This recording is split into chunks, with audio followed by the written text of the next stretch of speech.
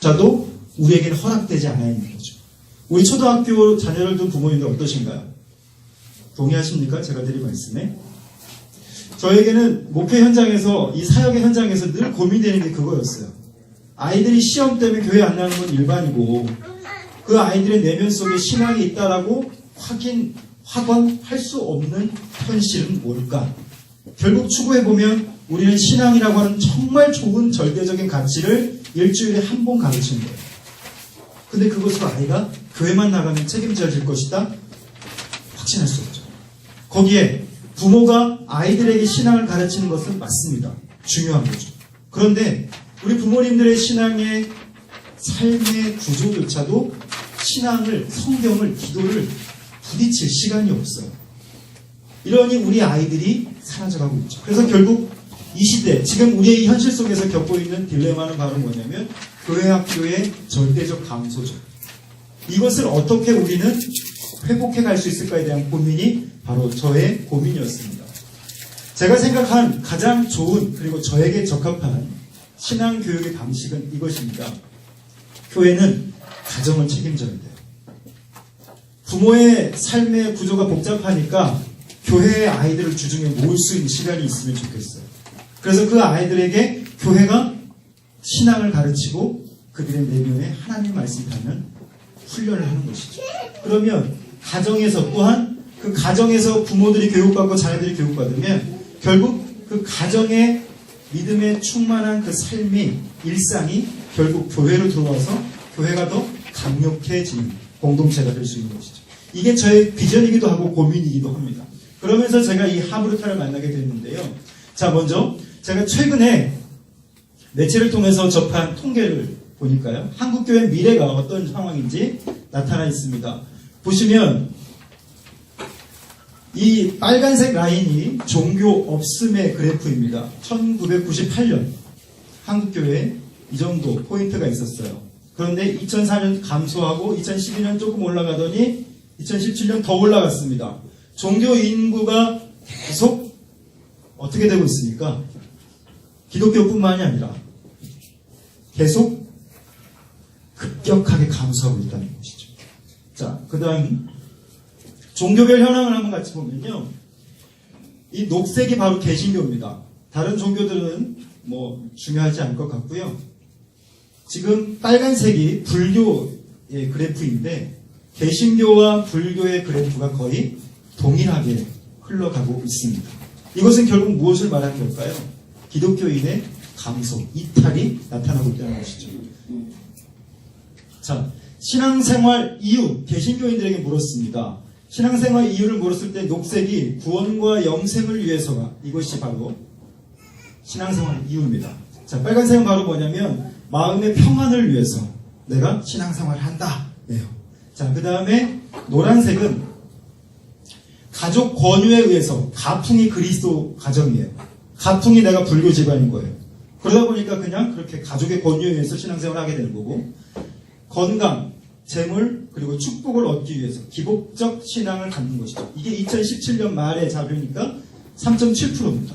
자, 그리고 교인과 친교를 위해서 멤버십이죠. 사회생활 하는데 이 정도 멤버십은 나에게 필요해 라고 해서 교회에서 나와서 수고하고 노력하는 것이죠. 이게 지금 우리 한국 교회의 현실이죠. 이게 2017년 자료입니다. 자, 그리고 교회 교인 수 상태를 한번 볼까요?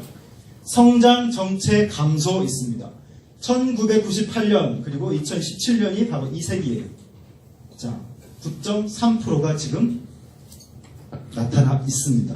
이것이 바로 지금 우리가 겪고 있는 교회의 현실입니다. 아까도 우리 김만곤 목사님하고 잠깐 우리 목회자들이 갖고 있는 목회적 딜레마를 잠깐 이야기한 적이 있는데요. 자, 더 한층 깊이 들어가 보면 일주일간 성경 읽는 시간이 보십시오. 1998년에는 요 정도 있었단 말이에요. 그런데 2017년에는 요 정도에 머물러 있습니다. 한 개인이 하나님의 말씀, 즉 신앙의 절대적인 기준, 성경은 우리 믿는 사람들의 삶의 절대적인 기준입니다. 맞습니까? 자, 그렇다면 그 삶의 절대적인 기준조차도 내가 내 눈으로 확인하고 내 마음에 담는 시간조차도 허락되지 않은 우리의 현실. 이 현실 속에서 우리는 어떻게 교회의 다음 세대를 훈련하며 또 나를 유지하고 살아갈 수 있을까? 입니다. 한국교회 미래지도라고 하는 책이 있는데요. 그 최윤식 박사님은 이렇게 얘기합니다. 2028년경 한국교회는 본격적으로 침몰하기 시작할 것이고 한국교회 고령화는 사역의 역동성 저하를 초래할 것이다. 자, 그리고 10에서 20%의 교회를 제외하고는 청년대학교 거의 고사하고 청소년부도 마찬가지다. 저희가 지금 사역하고 있는 교회만 해도요. 제가 청년부 사역을 할 때 제가 250명 사역을 하면서 다음 사역자에게 물려줬거든요. 근데 지금은 더 많이 감소해져 있습니다. 광주 동명교회 같은 경우에는 전남 쪽에서 이렇게 올라와서 학교 때문에 등록하는 친구들이 참 많았어요. 그럼에도 불구하고 이게 많이 감소하고 있는 실정이죠. 현재 있는 교회 중에서 절반은 사라질 가능성이 크다. 살아남은 절반의 교회 중에 90%는 교육부서가 전멸할 것이고 이것이 35년 후에 2050년 한국교회의 보편적인 모습이 되어질 것이다. 라는 미래학자의 예언입니다. 자, 오늘 우리는 여기서 좀 깊이 있는 고민이 필요합니다. 나의 예수 믿음, 그리고 우리 가족의 예수 믿음, 그리고 내 자녀들의 예수 믿음의 상태를 좀 깊이 생각해 봐야 돼요. 자, 오늘 여러분 앞에 놓여져 있는 종이 중에 내가 여기 온 이유가 있어요. 두 분씩 짝을 지으시고요. 짝이 없으신 분은 짝을 한번 좀 만들어 보시면 좋을 것 같아요. 한번 기록해 보실까요?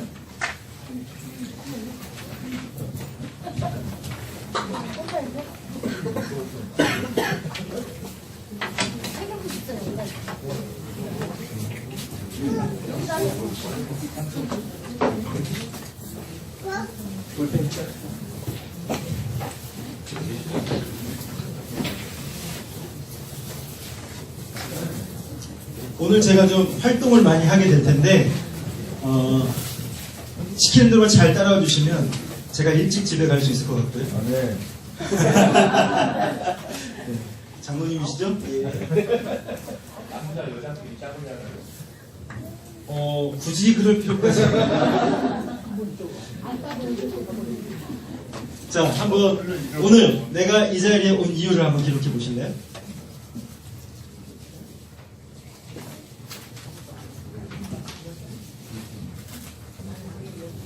교회에서 오라 그래서 뭐 이런 식의 답은 하지 않는 게 좋을 것 같아요.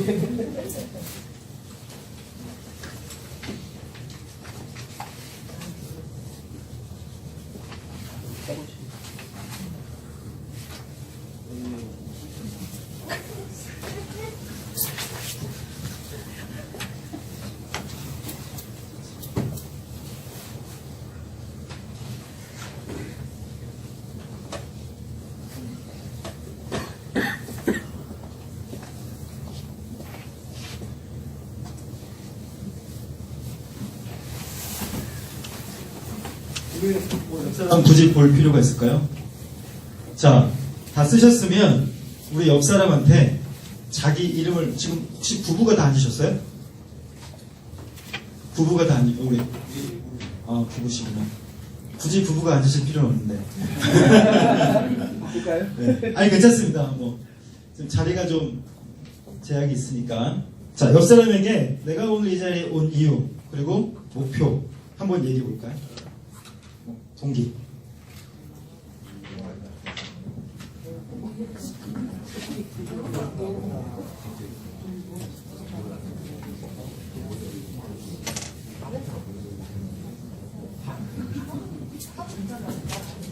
자, 우리 앞에 계신 선생님 장로님이신가요? 집사님이세요? 네, 우리 집사님은 여기 오신 동기가 어떠신가요? 뭐 가정 교육에 대해서 알고 배우고 아, 네. 자녀가 혹시 지금 대학생. 네, 대학생. 네. 전 초등학교 부모님들을 원했는데. 자, 그리고 우리 사모님, 집사님, 권사님이세요? 네, 권사님께서는. 네. 잘 배우고 싶어서. 네. 박수 한번 쳐드릴까요? 자, 여기 우리 또 부부 되십니까? 네. 왜 그러세요? 네. 치유가 필요해 보이네요. 자, 우리 권사님이세요? 네, 권사님 한번 얘기해 주시겠어요? 유학교에서 아이들을 가르치는데 시키고 싶게 교육하기 위해서 우리 권사님께서는 교회학교에서 지금 몇 년 교육을 하셨어요? 20년. 장기 근속이시네요. 와, 박수 한번 쳐드릴까요? 20년 동안 그렇게 아이들 성교가 정말 쉽지 않아요. 나름의 노하우도 그럼 갖고 계시겠어요? 아이들을 대하는. 그렇죠? 모르겠어요. 오랫동안 안에서 그런지 네. 또 거기 젖어드니까 아, 젖어드는 것 같고. 네. 우리 집사님이신가요? 네. 집사님께서는 여기 오신 이유가? 사무사가 뭔지 몰랐고 네. 가장이 따로 네. 가정에서 따라왔다.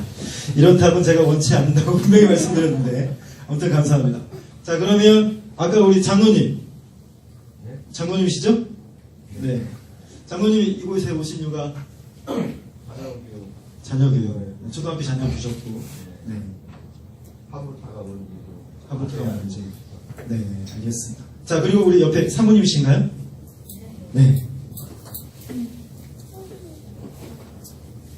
교회 학생들하고 네.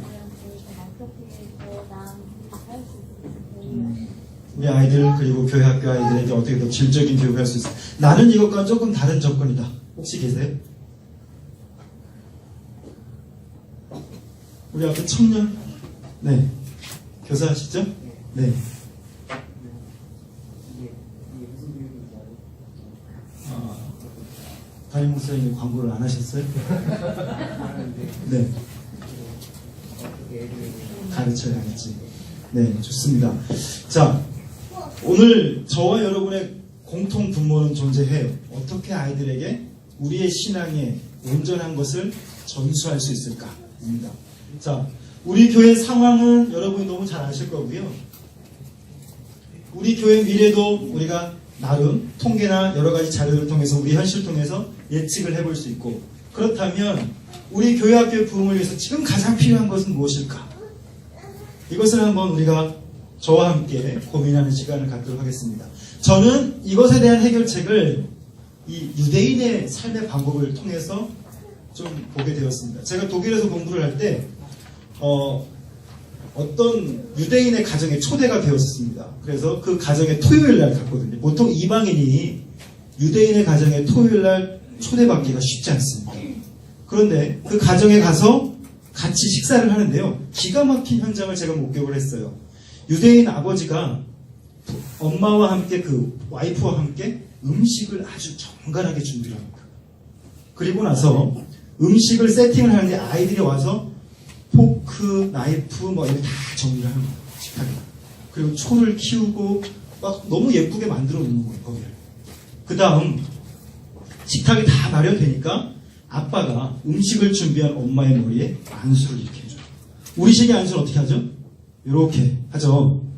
근데 안수를 두 손으로 이렇게 머리를 감싸는 거예요. 자, 우리 집사님 한번 해보실게요.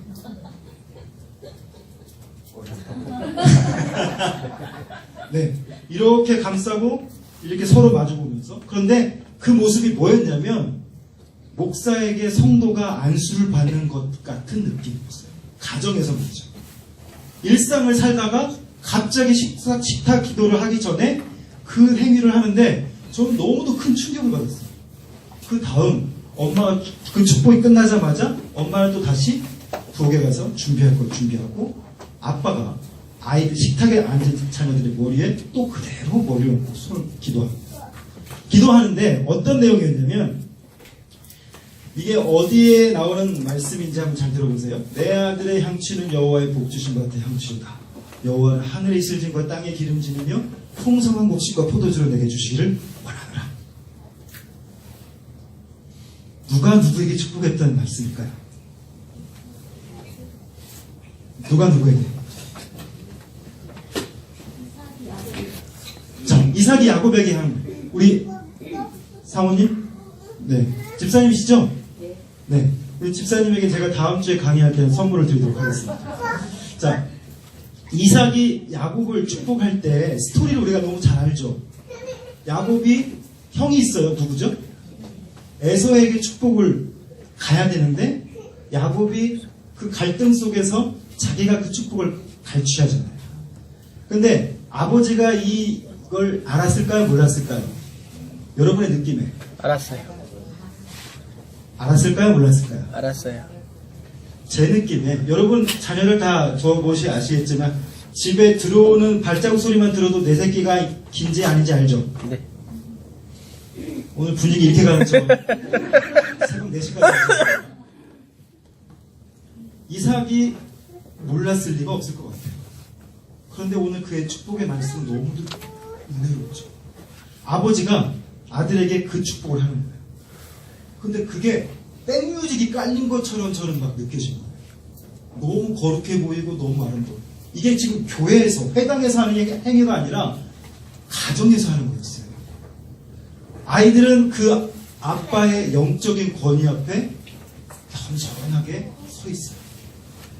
또 다른 아들에게 가서 그것을 또 그렇게 축복하고 마치고 식탁에 교제를 나눴습니다. 가만히 생각해보면서 참 이 사람들 멋있다. 유대인들을 그동안은 저는 좀 터부시 여겼었거든요. 제가 갖고 있는 율법 때문에, 믿음의 방식 때문에 그들의 믿음의 방식을 좀 거부했었는데 그들의 일상에 가서 보면 너무도 기가 막힌 녹아져 있는 신앙의 모습을 많이 발견하게 되었어요. 이게 뭘까 고민하다가 한국에 돌아와서 최근 이 고민을 계속 하다가 하브르타라는 걸 저를 만나게 됐는데요. 이스라엘의 바로 생활 방식입니다. 그 다음에 이 유대인들은 태어나면 반드시 유대인이에요. 왜 그럴까요? 시오니즘이라 그래서 전 세계적으로 사회학적으로 터부시 되어집니다. 지들 혈통만 중요하다고 생각하고 지들의 믿는 종교만 위대하다고 이야기하고 있습니다. 시오니즘을 별로 안 쳐준단 말이에요. 근데 유대인들은 태어나면 100% 유대인이 돼요. 이유가 뭘까? 거기에는 바로 그들의 믿음, 부모들의 믿음의 핵심이 있었어요. 이것이 어떻게 가능할까? 기독교인들은 태어나면 어떻게 해요? 예수를 믿는 애도 있고 안 믿는 애도 있고 취사 선택을 자기들이 한단 말이죠. 이 아이들도 그럼에도 불구하고 그 부모가 믿는 그 신앙을 그대로 받아들여요. 자, 그래서 유대인을 집중하게 됐고 유대인의 생존 비결, 성공 비결 그것들을 또 제가 생각하게 되었고 이디시 그것도 나중에 말씀드리겠습니다. 유대인들의 생활 방식을 우리가 구약 성경을 보면 잘 알 수 있죠. 4,000년 유대의 역사를 보게 되면 그들의 역사는 고난과 방랑의 역사입니다.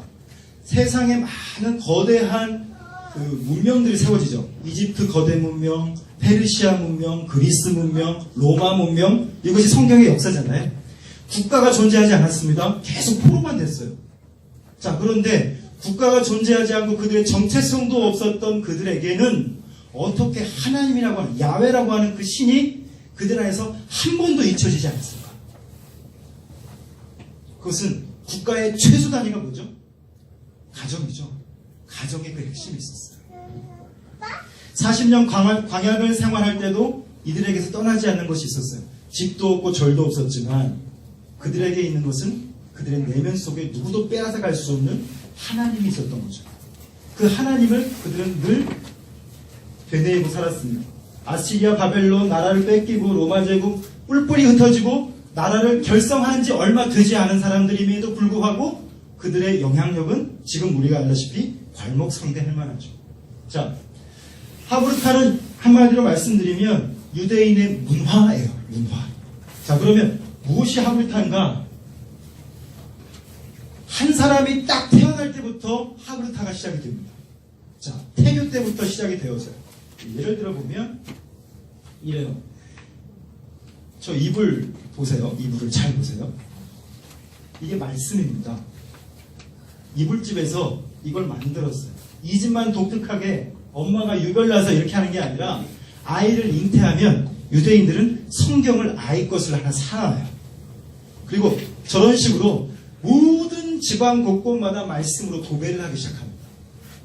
일상 속에서 하나님의 말씀 끊임없이 읊조려요. 제가 이제 기회가 될 때마다 왜 읊조려야 되는지 말씀드리겠습니다. 태교를 이렇게 하고요.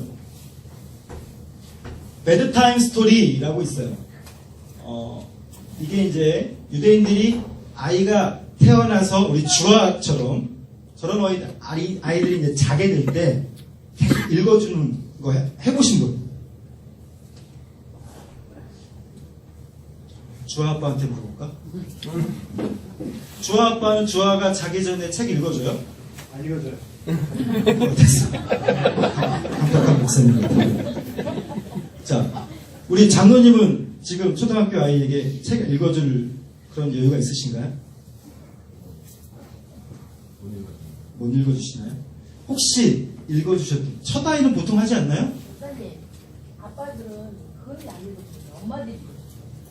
권사님이세요, 집사님? 제가 경험한 바로 한국 남자들 거의 안 읽어줘요. 다른 분들은 뭐 얼마나 경험을 하셨길래? 여자들이 많이 엄마들 그러면 엄마들 다 읽어주셨죠? 힘드셨어요? 안 힘드셨어요? 권사님이신가요? 안 힘드셨어요? 와, 그러시구나. 네, 우리 집사님 저 한국 남자인데 저는 읽어줬습니다. 읽어줬는데 저는 힘들었어요. 왜냐하면 책을 읽어줘야 좋다 하니까 그냥 책을 아이에게 담아야 된다는 생각으로 읽었거든요. 나중에 이걸 공부해 보니까요, 유대인들은 책을 대하는 태도가 달라요. 우리는 책을 대할 때 그 책에 대한 정보를 내 안에 담기 위해서 책을 읽잖아요. 지식을 담기 위해서. 유대인들은 그 상대와 함께 내가 토론을 하기 위해서 책은 매개체예요. 책은 그냥 하나의 징검다리 같은 거고, 내가 그 상대에게 건너가기 위한 디딤돌 같은 거예요. 우리 한국 엄마들에게 베드타임 스토리, 이 책 좋다고 하니까 계속 이렇게 읽어주고, 저도 이제 우리 교회에서 강의가 있을 때마다 젊은 엄마들한테 이걸 얘기하면 밤마다 모든 책들, 이 책이 어딨냐고 저한테 물어보고, 이 책이 좋은 줄 알아요. 그게 중요한 게 아니라, 중요한 건요, 그 책을 통해서 내 아이의 내면과 나의 내면이 부딪히는 시간을 만드는 거죠. 이해되시나요? 아마 우리 권사님께서 책을 자녀에게 읽어주실 때는 그 효과가 있었던 것 같아요. 이게 없으면요, 건조해지고 지식과 정보만 오가는 거죠. 힘들어 가는 거죠. 그런데 유대인들은 이것이 말이죠, 단 한순간, 근대에 시작됐던 게 아니라 수천 년 전부터 율법과 토라를 그 아이들 내면서 끊임없이 읽어줬다. 묵조였던 거죠. 자, 이게 바로 유대인들의 모습입니다. 아빠가 요 아이 보세요. 몇 개월 될까요? 여기 불을 좀 한번 꺼주시면 더 좋을 것 같은데. 자, 몇 개월 돼 보이십니까? 초점책 같아요. 제가 볼 때는. 저걸 가지고 아이와 끊임없이 아이 컨택을 하고 있어요. 자, 보십시오. 아빠가 읽어줘요. 유대인들은 가정 속에서 아빠가 헤게모니를 잡고 있어요. 교육에. 이게 정말 중요합니다. 아버지가 나중에 아이가 성장하면 저렇게 율법을 펼쳐놓고요, 신앙적인 부분, 일상적인 부분을 끊임없이 토론하고 질문하고 교육합니다. 결론은 말씀입니다. 율법을 볼 때도 말이죠, 유대인들은 그냥 눈으로 읽지 않고 손으로 꾹꾹 눌러가면서 읽더라고요. 나중에 그것도 한번 제가 짚어보겠습니다. 자, 2살 아이가요, 이스라엘에 가보면 아이들의 교육하는 방식이 있는데요. 보통 우리는 주아가 오늘 잘 왔네요. 주아 같은 아이들이 등산을 할 수 있을까요? 없을까요? 우리의 정서로는 안 됩니다. 자, 그런데 서양 나이긴 하지만 이 아이가 지금 2살짜리 아이예요. 근데 등산을 하기 시작합니다. 그런데 절대 부모가 봐주질 않아요. 어려운 길을 아이가 혼자 계속 가게 만들어요. 부모가. 유대인들의 정서 속에 한 가지 공통적인 게 있는 게 뭐냐면 독립적 삶을 준비하게 한다는 거예요. 아주 어릴 때부터. 우리는 부모가 귀찮아서 부모가 조바심이 나서 아이를 해주고 말지, 유대인들은 아이가 걷기 시작하면서부터는 절대 아이의 선택에 맡기는 것이 그들의 생활 습성입니다. 주체성, 정체성이 2시간 동안 산행을 하는데 저 아이가 저렇게 계속 걸어요. 이게 가능하겠습니까? 부모가 그것을 감내하는 것이죠.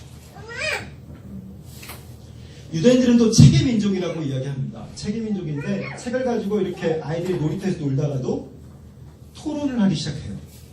이것은 가정에서 배운 겁니다. 자, 뭔가 체험을 할 때도 저희가 어떤 성전의 기둥터라고 얘기해요. 그런데 거기서 아이들이 모여가지고 뭔가를 계속 토론을 해요. 30분이 넘게 하나의 주제를 가지고 자기의 의사를 계속 펼쳐가고 있습니다. 이렇게. 자, 성인식 너무 유명한 거죠. 유대인들의 성인식은요. 아버지가 자녀를 저렇게 축복하는 거예요.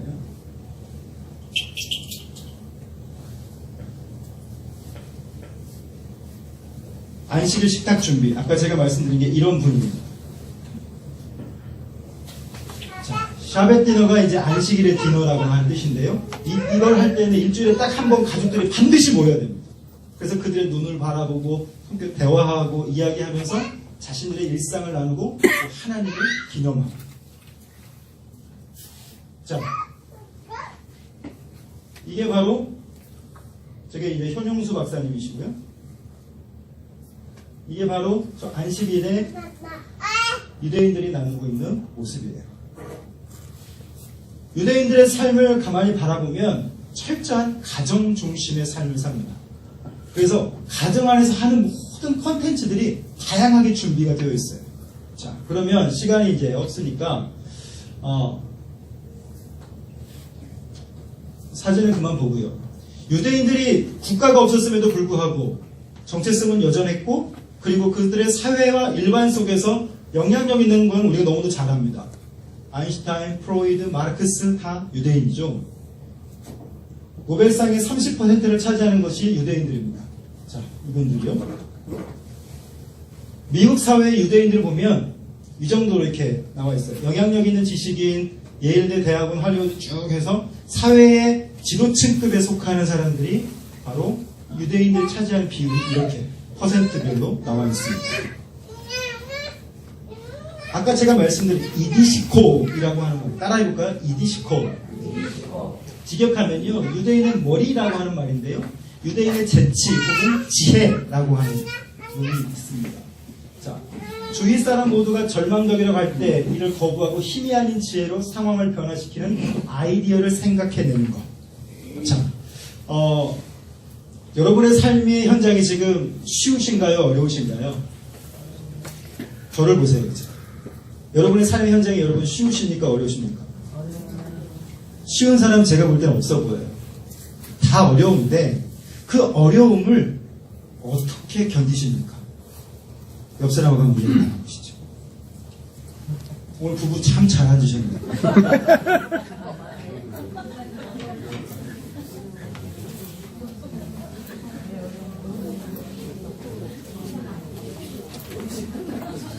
어렵고 힘든 걸 어떻게 견디느냐? 제가 동명교회에서 전도 폭발을 하는데요. 전도 폭발을 훈련하시는 성도들에게 어떻게 말씀드리냐면, 어려우시죠? 힘드시죠? 그러면 꾸역꾸역 견디십시오.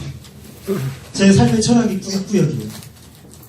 하나님이 계신데 하나님 저기 너무 멀리 계신 것 같아요. 내 삶의 현장에서.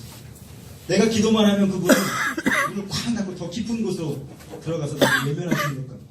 이런 적 없으세요? 있으시죠? 그럴 때 여러분 어떻게 하셨어요? 신앙은 있는데 현실은 하나님 없는 것 같은 삶을 사는 거예요. 이게 우리 성도들의 현실에 참 많이 있어요. 근데 저는 요즘 현실은 여전한데 제가 요즘 조금 괜찮아요. 기도라고 하는 것을 요즘 많이 하거든요. 기도라는 것을 많이 하면서 내가 하나님과 너무 멀어져 있었음을, 그리고 내 안에 하나님이 다시 계심, 그분을 바라보면서 내 현실을 잊고, 또는 그분을 바라보면서 내 현실을 꾸역꾸역 견딜 힘을 공급받는 삶을 여전하지만 그 삶을 살아가는 내 자세와 태도는 조금 달라졌어요.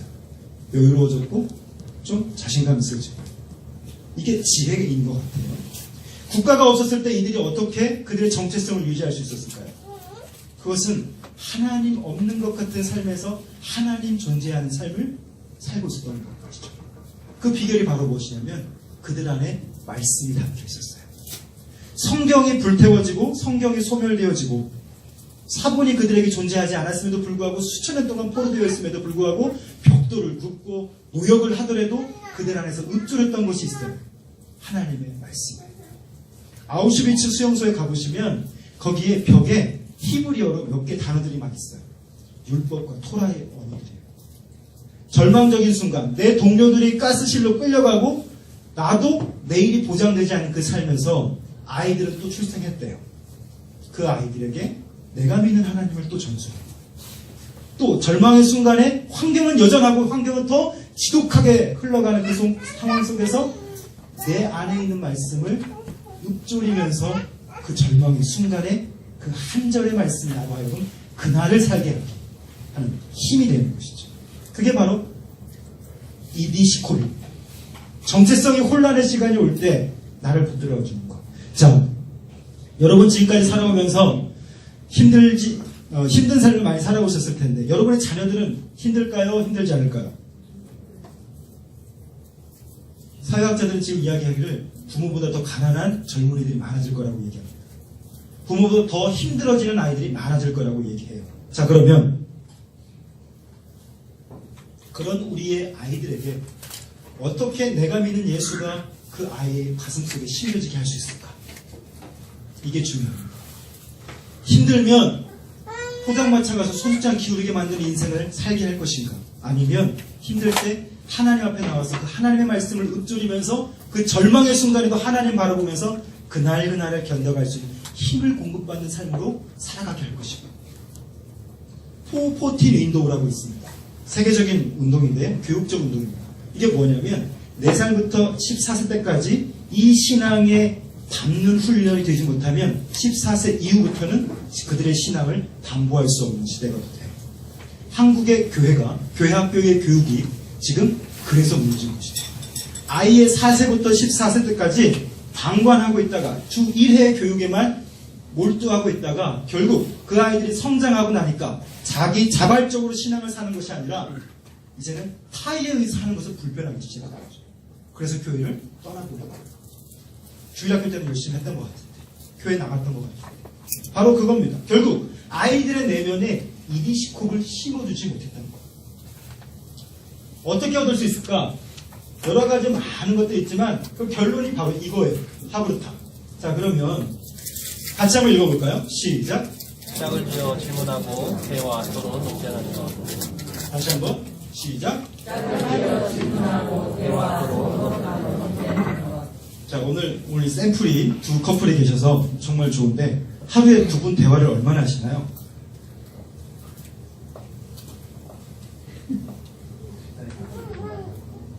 직장인 같으세요? 어쩌다가 대화를 많이 일상적인 대화를 참 많이 하시겠어요? 자, 그러면 한 가지 더 질문을 드려보죠.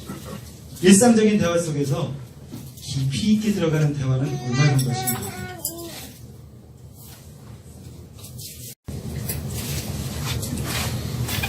죄송합니다. 자, 이쪽 커플에게 한번 여쭤보죠.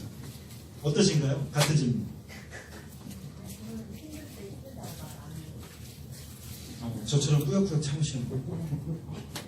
우리 집사님께서는.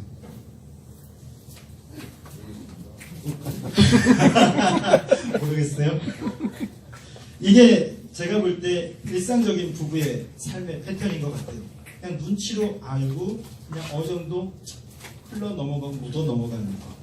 자, 그런데 가정은요, 짝을 지어서 질문하고 대화하고 토론하고 논쟁하는 거죠. 유대인들은 이것이 가정에서부터 배워지기 시작해요. 유대인들은 싸우질 않습니다. 그러나 논쟁은 끊임없이 나와요. 한국 사람들은 논쟁을 싸우는 거라고 생각해요.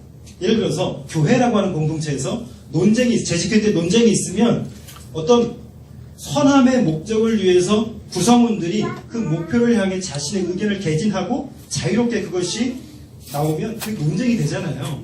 그러면 교회가 시끄럽다고 생각하죠. 절대 그건 시끄러운 게 아니죠. 교회가 건강하게 가는 과정인 거예요. 동의하십니까? 그렇죠. 하브르타가요, 서로 짝을 지어서 질문하고 대화하고 토론하고 논쟁을 하게 되잖아요. 자, 그러면 무엇이 하브르타인지 영상을 한번 같이 보시죠. 강사님, 죄송합니다. 한번. 그러니까 리허설을 다 했음에도 불구하고. 아니요.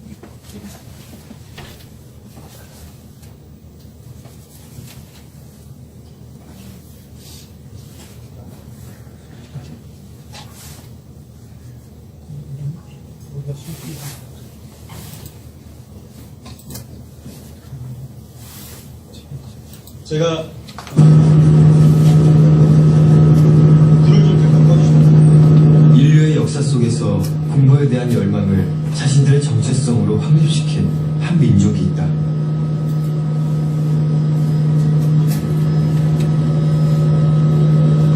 그 역사의 흔적을 더듬어 찾아간 곳은 유태인의 성지, 이스라엘.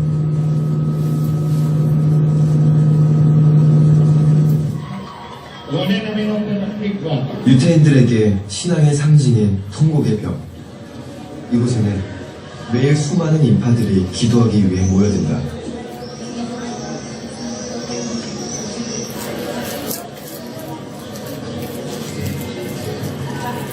저마다 유태교 경전인 토라를 읽으며 기도하는 유태인들. 유태인들에게 기도는 하나님의 가르침을 공부하는 행위다. 그래서 유태교를 공부하는 종교라 부른다. 릴리는 한국에서 태어났지만 특별한 경로로 유태인이 되었다. 릴리에게는 이곳의 풍경이 낯설지 않다.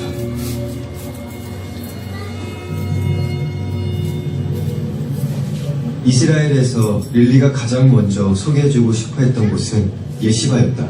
저게 대학 도서관이에요. 저렇습니다. 도서관입니다. 예시바는 전 세계 유태인이 사는 곳이면 어디든지 있는 이들의 도서관이다. 도서관이라고 하기에는 믿기지 않을 만큼 시끄러운 곳으로 유태인 공부의 특징이 잘 살아있는 곳이다. I'm here at a library, although it's more of a unique place because it's a place where Jews study. And I'm going to take a look at how Jews actually use this unique study method. So let's go take a look together. 좌석 배치가 독특해서 어느 누구도 혼자 공부할 수 없는 구조다. 예시바의 유태인들은 2명씩 짝을 이루어 큰 소리로 토론하고 있었다. So the first thing that I noticed in here is actually just the noise level. You see a lot of people talking with each other and, having debates and conversations. And that's not something that you normally think of when you think of a library. I know that at Harvard, it's totally silent when people are studying. But here, people are talking and having conversations, and that's actually studying for them because, the Jewish method of learning isn't just about reading a text and memorizing the text. It's about engaging in a dialogue, not only with the text, but also with another person or several people to discuss it. And through this, you're able to develop your opinions and really, take the lessons from the text in a more meaningful manner. 이들이 공부하는 것은 탈무드. 그러나 누구도 이 책을 혼자 읽거나 외우지 않는다. Okay, within its own manner, a big part of can't talk is its usefulness. It lacks the ability to be made from where they're coming from, to develop a situation for future relationships and future development of the world. Basically because then it stops then and there. Yeah, the pressure that's on Horish. 그들에게 책이란 토론을 위한 매개일 뿐 무조건 받아들여야 하는 절대적 진리가 아니다. 사소한 주제에서 심각한 쟁점에 이르기까지 유태인들은 대화와 토론을 통해 서로 질문하고 대답하며 지식을 갈망한다. And we try to put our own opinion, put it together, and try to come out with a cohesive whole to paint, it's like a real fabric. It's like interwoven between all different strings, trying to understand what the composite of this basically orchestral piece is. Sometimes you have to just put on the clarinet, sometimes just the keyboard, and sometimes just the trombone. 사해의 북서쪽 사막지대에 위치한 쿰란 유적. 쿰란 유적은 유태교가 얼마나 학문을 중시하는 종교인지 확인할 수 있는 곳이다. 이 황량한 돌산의 동굴에선 가장 오래된 성경 사본인 사해 문서가 발견됐다. 2000년 전 소수의 유태인들이 이 척박한 땅에 숨어들었다.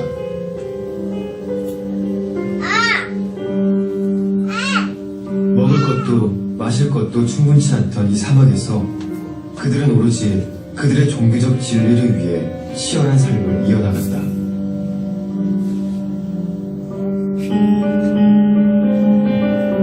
무엇보다 공부를 중시했던 이들은 이곳에 도서관을 짓는 것을 잊지 않았다.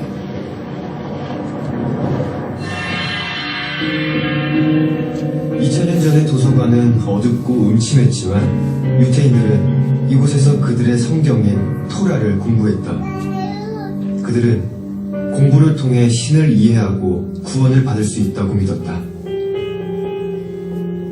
이곳에는 구약 성서를 필사한 양피지들이 보관되어 있었는데 이것의 일부가 오늘날 우리에게 발견된 사해 사본인 것으로 추정된다. 그들은 성서를 기록하면서 그 내용을 밤낮으로 공부했다. 공부의 방식은 끊임없는 질문과 대답으로 이루어진 토론이었고 이런 공부를 통해 그들의 신앙을 이어나갔다.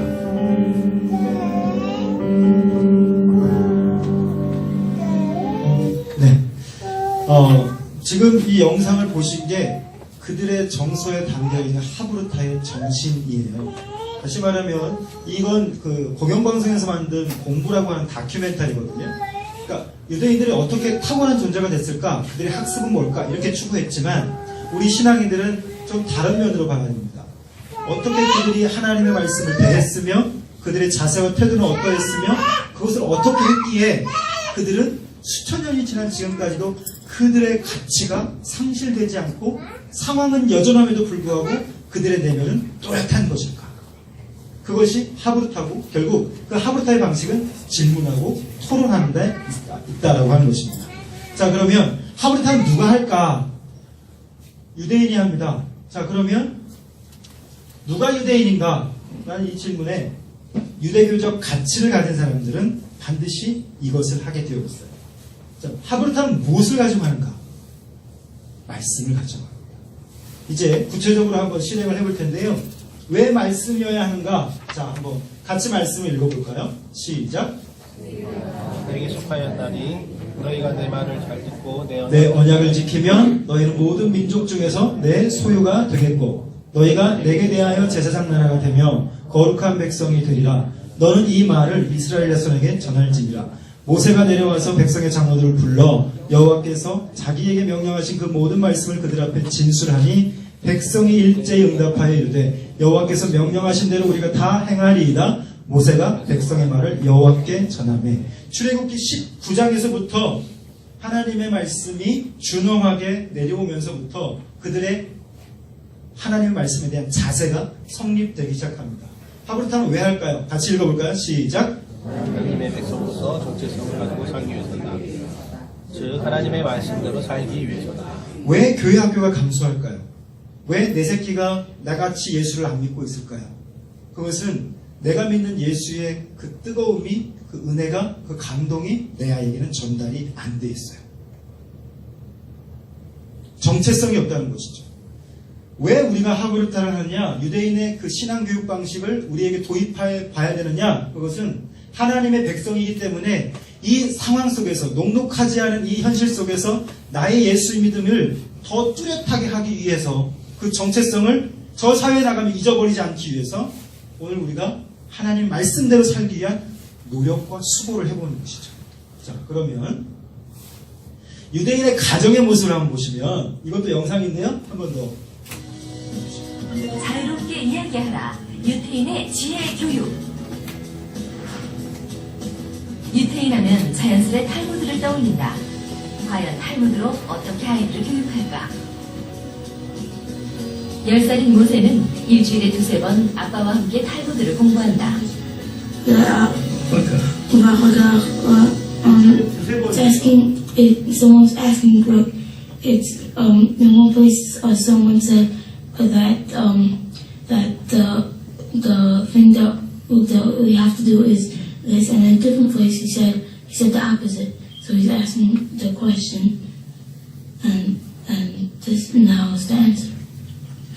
He has 5 friends, and he knows that he took something from one of these 5 people. He doesn't know who he took it from, and all 5 of them are saying, "You took it from me." It was mine. You stole it from us. So who are you supposed to give it to? 하나의 상황을 여러 각도에서 바라보게 한다는 점에 탈무드 교육의 우수성이 있다. 아이들은 집과 예배당 그리고 학교에서 동시에 탈무드 교육을 받는데 이런 체계적인 시스템이 공부의 효율성을 더욱 높여준다. 이곳은 모세가 다니는 유태인 학교.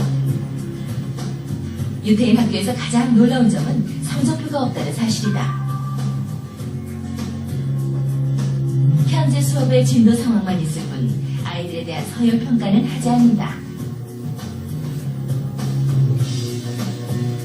남들보다 잘하란 말 대신 남들과 다르게 하라고 강조하는 유태인들의 교육관이 잘 드러나는 부분이다. 탈무드 수업은 과연 어떻게 진행될까?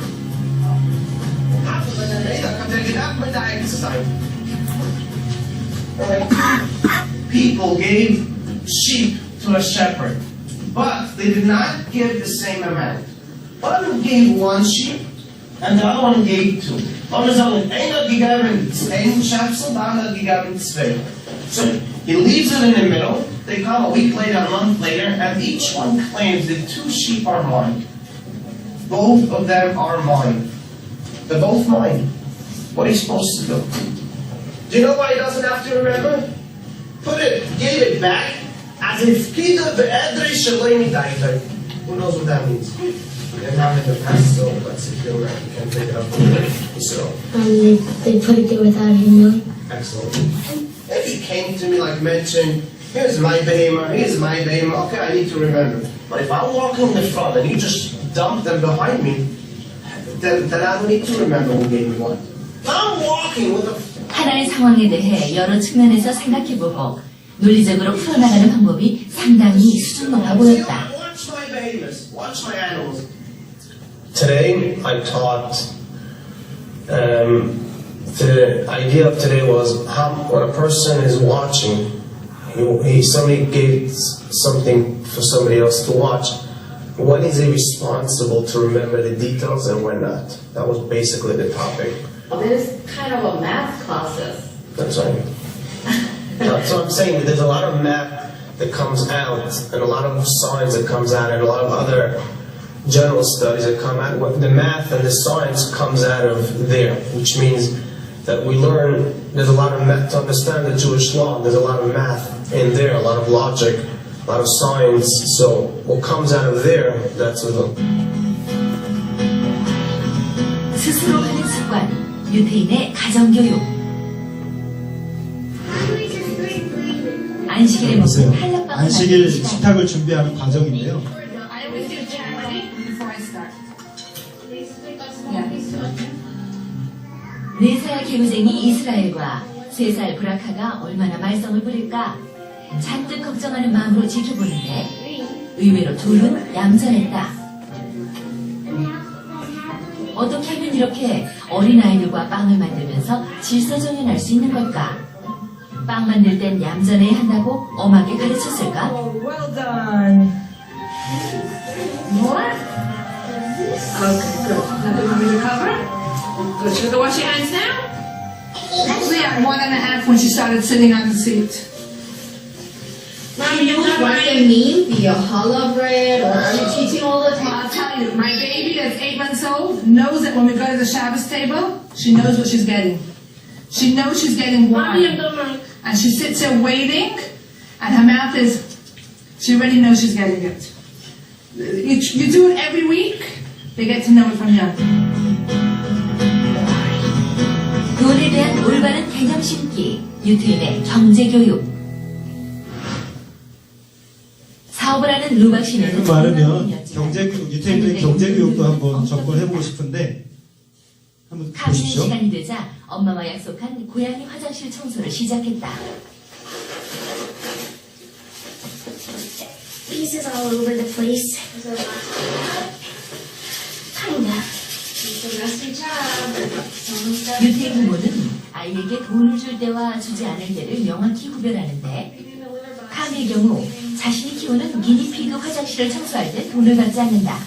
하지만 고양이는 가족이 공동으로 기르기 때문에 고양이 화장실을 청소하면 돈을 준다고 한다.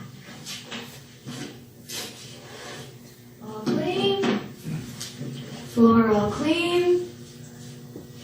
Excellent job. And now, your allowance. Thank you so 청소를 much. 하고 받은 용돈은 단돈 1달러였다. 또 한 가지 흥미로운 점은 아이들이 어렸을 때부터 직접 자신의 돈을 관리하게 한다는 점이었다. 75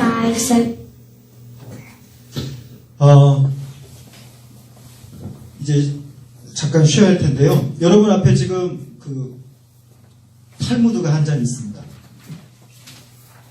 긴 글로 되어져 있는, 보이시죠? 제목이 뭘로 되어 있죠? 선녀와 나무꾼. 선녀와 나무꾼.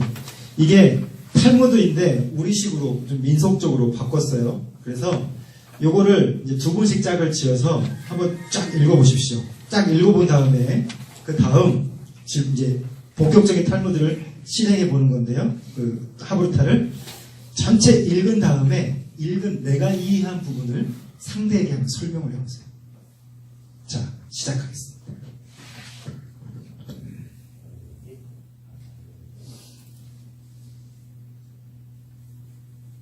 시간을 많이는 못 드려요.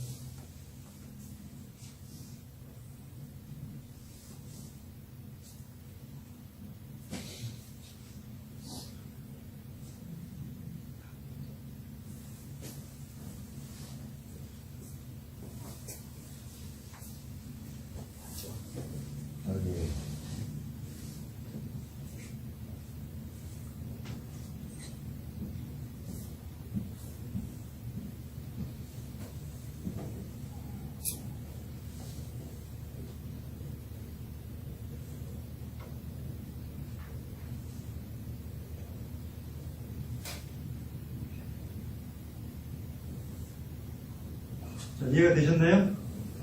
자, 그러면 옆 사람에게 내가 지금 읽은 이 글의 내용을 짤막하게 한 3문장 정도로 상대에게 한번 설명을 해보겠습니다.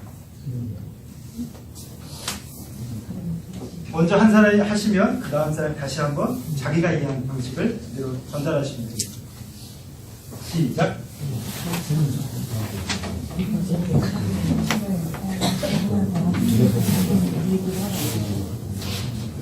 한 문장씩 먼저 주고받으라는 거예요?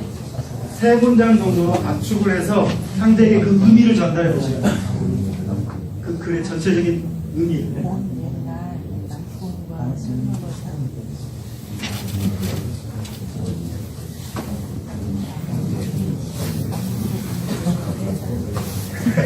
여기까지 하겠습니다.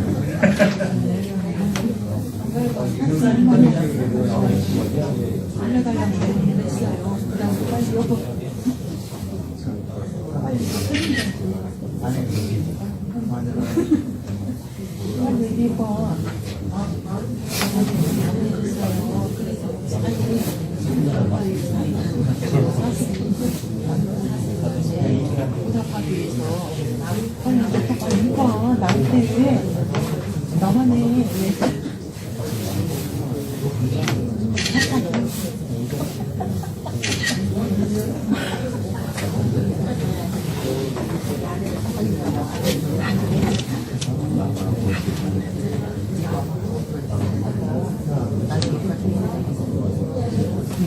다 끝나시죠?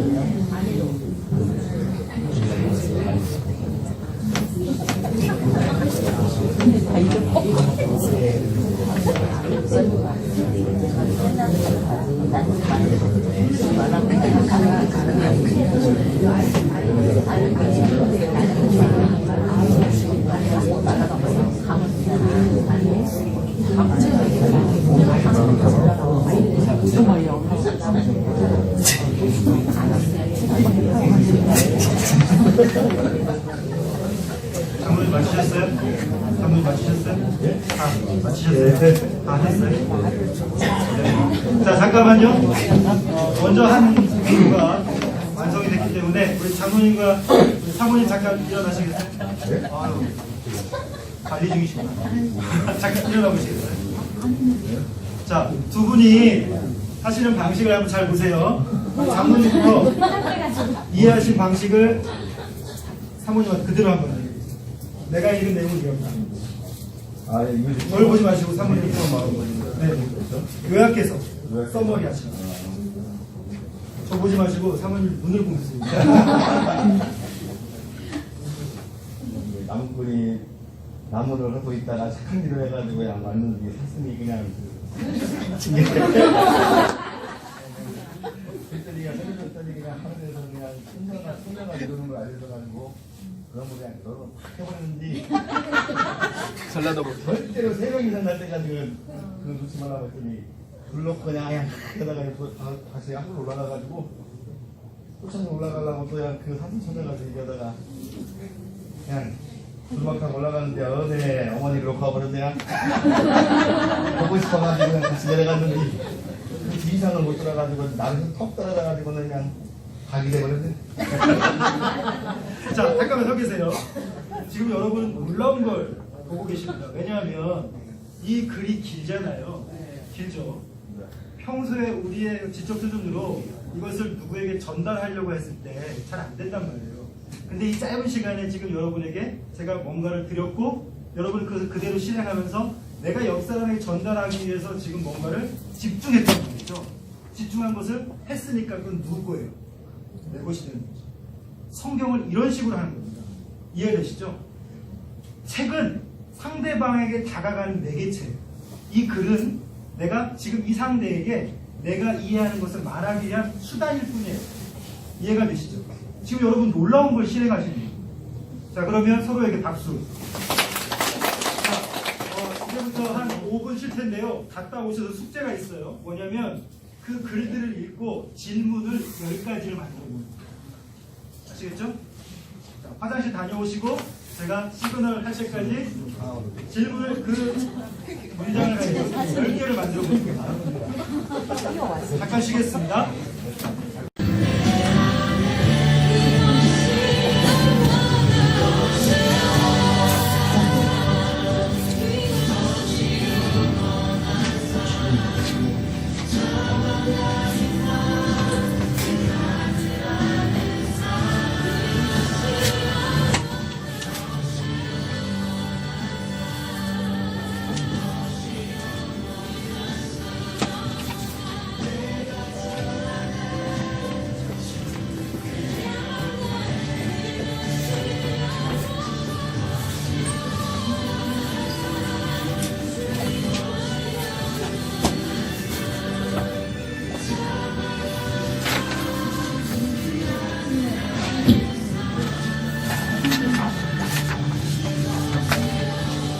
자, 질문이 잘 만들어집니까?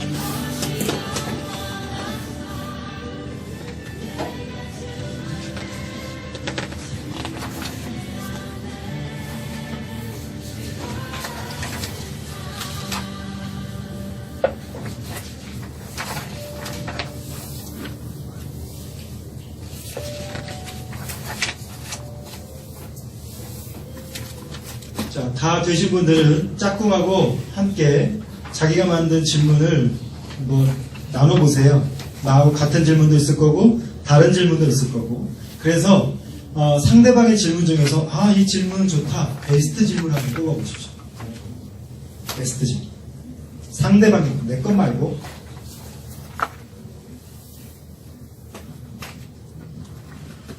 뭐 10개 다 못하셨어도 만드신 것들 중에서 한번 나눠보시죠.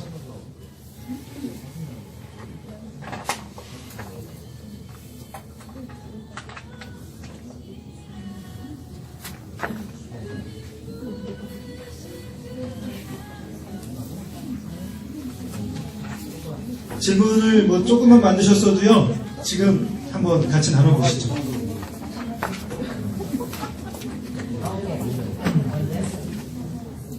첫 번째, 사슴이 숨겨달라고 했을 때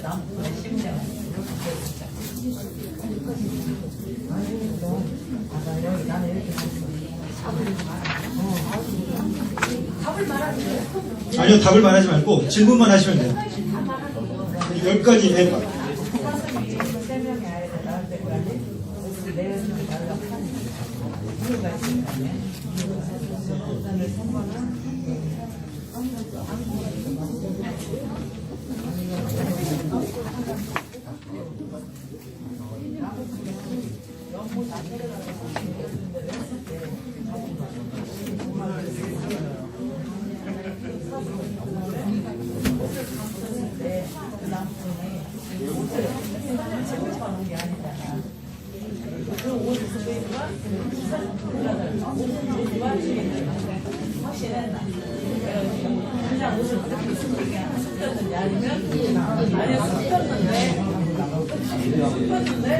이 주인이다 알고 숨겼는데 아니면 그냥 아무거나 옷 중에 하나를 숨겼는지 그걸 알고 그리고 나머지는 내가 정말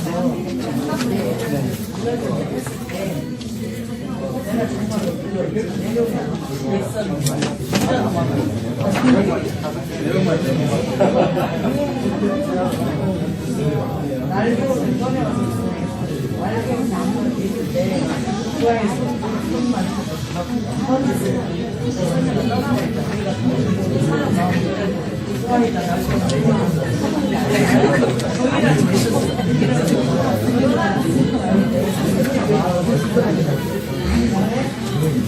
왜 아니면 내 마음에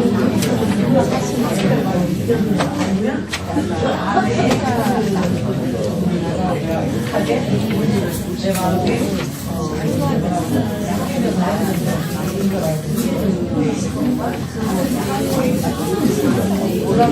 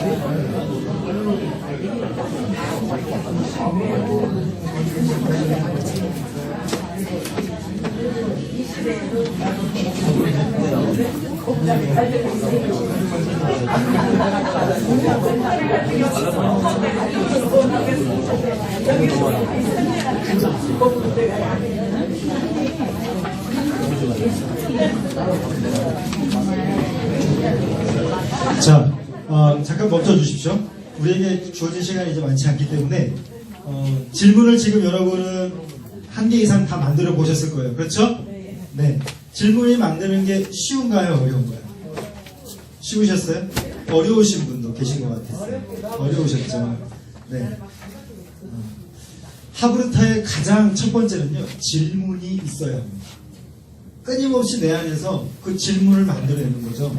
저 같은 경우는 이제 목회자니까 설교를 할 때 제가 선택한 본문을 우리 아이들하고 함께 읽어요.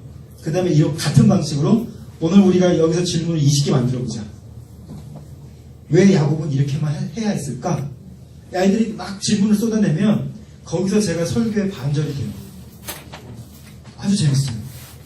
자, 질문을 우리 부부께서 만드셨는데 재미있으셨어요? 없으셨어요? 재밌었죠? 교회 학교에서 우리가 선택한 공과의 그 챕터를 아이들과 함께 질문을 함께 오늘 여러분 이제 다음 주 준비하시면서 한번 만들어 보세요. 교사가 한번 만들어 보고요. 그 다음에 아이들로 하여금 스스로 그 질문을 또 만들어 보게 해보세요. 그걸 가지고 베스트 질문을 뽑는 겁니다. 자, 지금 여러분 다 베스트 질문 뽑으셨죠? 되셨어요? 베스트 질문? 야, 이건 정말 어떻게 네 머리에서 이런 게 나왔지? 할 만큼 한 거. 있어요? 없어요? 아니, 맨날 여기만 시키면 그러니까. 저기, 우리 장로님 뒤에 계신 우리 목사님이시죠? 네, 우리 목사님 커플 한번 오늘 또 난도질을 한번 해볼까요? 잠깐. 자, 우리 목사님이 사모님의 질문 속에서 베스트 질문. 내 사슴은 아이 셋을 낳기까지 선녀의 옷을 주지 말라고 했어요. 다 공통점. 거기도 네 좋습니다. 자, 그 말에 우리 목사님 답을 하신다면 어떻게 하실 것 같아요?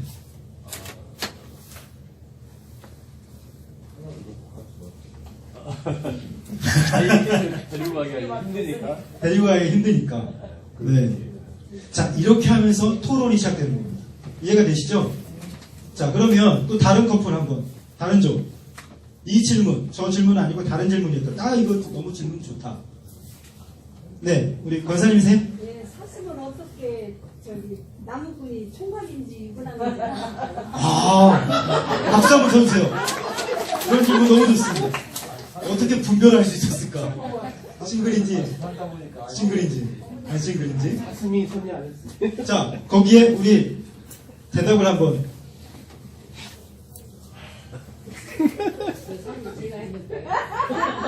남의 질문을 도용하는 거예요? 그러셨구나. 동물이 어떻게 살아요? 사슴이랑 같이 사는 게 많은지. 네. 자, 하브르타의 정말 중요한 건요, 상대방이 말하고 있을 때 집중해 주는 겁니다. 아시겠죠? 네, 경청입니다. 다시 한 번요. 다시 한번 만 들어보세요, 한번. 총각인지 유부남인지 어떻게 알고 네. 동물이 사람의 세계를 어떻게 알고 이야기했나를. 네. 그렇죠. 그 질문에 어떠셨어요, 우리 권사님? 어떻게 이런 생각을 했지? 네, 어떻게 이런 생각을. 자, 여러분, 교회 학교에서 아이들에게 주입식이 보통 75%고요. 그 다음에 생각하게 하는 게 한 25%예요. 그런데 지금처럼 아이들에게 질문하게 했을 때, 아이들이 만들어낸 질문이 너무 좋았으면, 어떻게 이런 생각을 했어? 핑거팁까지. 따라해볼까요? 시작! 어떻게 그런 생각을 했어? 해보십시오. 시작! 어떻게 그런 생각을 했어? 자, 강도사님 이게 정말 중요합니다.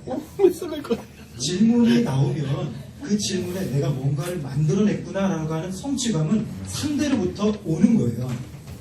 교회 학교 교육에서 이것이 많아지면 많아질수록 아이들은 눈빛이 달라지기 시작합니다.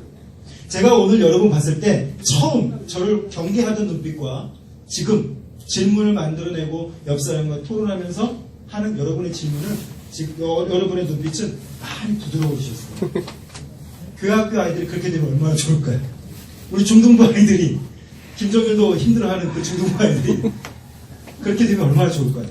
지금 저는 한 10개의 가정을 그렇게 케어를 해보고 있는데요. 가정을 가지고 질문을 만들어내고 하면서 어떤 일이 있었냐면 광주에 신세계 백화점이 있어요. 우리 김만곤 목사님 오시면 가끔씩 가는 곳이 있는데 신세계 백화점의 그 밑에 지하 푸드코트가 있거든요. 아빠가 아들 하나가 있는데 그 가정이 저와 같이 하브르타를 시작했어요. 아빠가 의사인데 막 너무 목표 중심으로만 살았던 거예요. 아들 하나를 그렇게 잡은 거예요. 사립학교 다니면서 아이가 엄청 오만 가지를 다 아는 거예요. 아빠가 퇴근하고 들어왔을 때 아들이 가만히 있는 모습을 보면 아버지는 누구 좀 몰랐어요. 그 집사님 그렇게 하는지. 좋은 줄 알았어요. 그런데 하브르타를 시작하면서 숙제니까 이제 내가 내준 숙제를 할 시간이 없으니까 엄마가 쇼핑하는 사이에 아들하고 아빠하고 식당 한 켠에 앉아가지고 하브르타를 한 거예요. 어떻게 지냈니? 오늘 어떤 것이 힘들었니? 오늘 너한테 가장 기뻤던 건 뭐야? 이야기하는데 아이가 갑자기 자기 것을 이야기하면서 그 식당에서 울어버리는 거예요. 그러니까 아빠가 아이의 눈물을 보니까 또 같이 우는 거야. 식당에서 있었던 거죠. 백화점에 사람이 바글바글한데 그때 그 토요일 오후 그 시간에 아빠 아들이 식당 한켠에 앉아가지고 쪼그라져서 계속 운 거예요. 가슴과 가슴이 통하기 시작한 거죠. 질문을 만들어내고 그 질문을 통해서 아이의 내면이 아빠에게 보여지면서 아빠는 울림이 있었던 거죠. 질문과 토론이 왜 중요한가? 자, 보십시오. 같이 한번 읽어볼까요? 시작.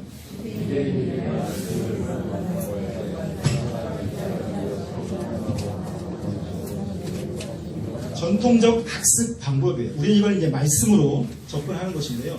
하나님의 백성으로서 말씀대로 살기 위한 목적으로 이것을 우리는 합니다. 자, 그러면 하브르타의 원리, 말씀, 그리고 함께, 그리고 능동적, 수동적이 아니죠. 자, 여러분 지금 제가 시켜서 질문을 만드셨어요. 그런데 앞으로 이제 계속 지금 또 질문지 강사님 나눠주셨나요? 나눠드릴 겁니다. 네, 곧 또 질문지에 또 갈 겁니다. 계속 만들어 보면 질문의 질이 달라져요. 질이. 끊임없이 능동적으로 본문을 우리가 대하면서 또는 그 사람을 대하면서 그 사람을 이해하기 위한 질문을 던져줘요. 전도 폭발하신 분들은 아시겠지만 첫 번째 질문이 뭐죠? 전도 폭발하신 거 없어요? 만일 오늘 밤이라도 이 세상을 떠나신다면? 자, 이 질문을 그냥 바쁘게 사는 사람한테 던졌을 때 그 사람이 그 질문을 받고 어떻게 할까요? 우리도 전도 폭발 보면 전도 폭발도 질문으로 시작하는 거예요. 질문. 그렇죠? 그 질문은 사람을 능동적으로 만드는 힘이 있어져요. 자, 한국 교육과 유대인 교육의 차이를 한번 보세요. 보시면 주일학교 교육도 마찬가지예요. 공교육도 이렇지만 한국 교육은요, 주입식이고 암기예요. 그리고 수동적으로 하는, 그리고 암기적으로 평가가 되죠. 자, 그런데 유대인 교육을 보면 항상 토론식이에요. 질문이 나타나 있어요. 왜 이럴까에 대한 질문을 답을 하기 위해서 끊임없이 노력을 추구하게 되죠. 능동적으로, 통찰력을 갖고 사고력을 갖고 창의력으로 나가요. 자, 어떻게 사슴이 싱글인지 아닌지를 알 수 있었을까? 창의적이죠. 이게 그전에 나한테 없는 줄 알았어요. 그런데 내 안에 그런 기능이 존재하는 걸 발견하면 그때부터 삶이 조금씩 질이 달라지기 시작하는 거죠. 그것을 계속 개발해 나가는 거죠. 유태인들은요, 통찰력, 사고력, 창의력을 기웁니다. 예를 들면 하브르타를 전통적으로 할 때는요, 세 사람이 해요. 한 사람은 관찰자고 두 사람이 이제 그 하브르타라고 하는데 이제 슈기우르라고 하는데요. 이 두 사람이 있으면 한 사람이 명제를 던져요. 하만이 나쁜 사람이에요, 좋은 사람이에요? 나쁜 사람이에요, 좋은 사람? 안 좋은 사람이에요? 창의적이시네요. 안 좋은 사람이에요. 그런데 오늘 너는 하만에 대해서 긍정적인 면을 얘기하도록 해. 너는 하만에 대해서 공격할 것이 무엇인가 한번 얘기해봐. 서로 바뀌어. 그래서 아까 그 대학 도서관 보셨죠? 탈무드를 펴놓고 성경을 펴놓고 그 사람들이 하는 게 그거예요. 단순히 묵상 정도가 아니라 전투적으로 이 사람을 변호해보고 저 사람을 변호해보고 끝나면 이제는 입장을 바꿔서 다시 또 그렇게 하는 거예요. 뉴욕에서 가장 잘 나가는 변호사가 누구냐면 유태인이래요. 왜 그럴까? 어떤 죄의 질을 가지고 와도 그거 가지고 충분히 토론할 능력이 있다는 거죠. 자기 안에 그런 강점을 살리는 거죠. 그것이 첫 번째가 뭐냐면 질문입니다. 자, 여러분에게 질문 던져볼게요. 제 앞에 지금 물음표가 있고 마침표가 있습니다. 여러분은 지금까지 살아오시면서 질문을 많이 하셨나요? 마침표 같은 답을 많이 주셨나요? 부모 입장에서. 부모 입장에서. 답을 많이 주셨어요? 네. 우리 선생님은 답을 많이 주셨어요? 질문을 많이 주셨어요? 네, 죄송합니다.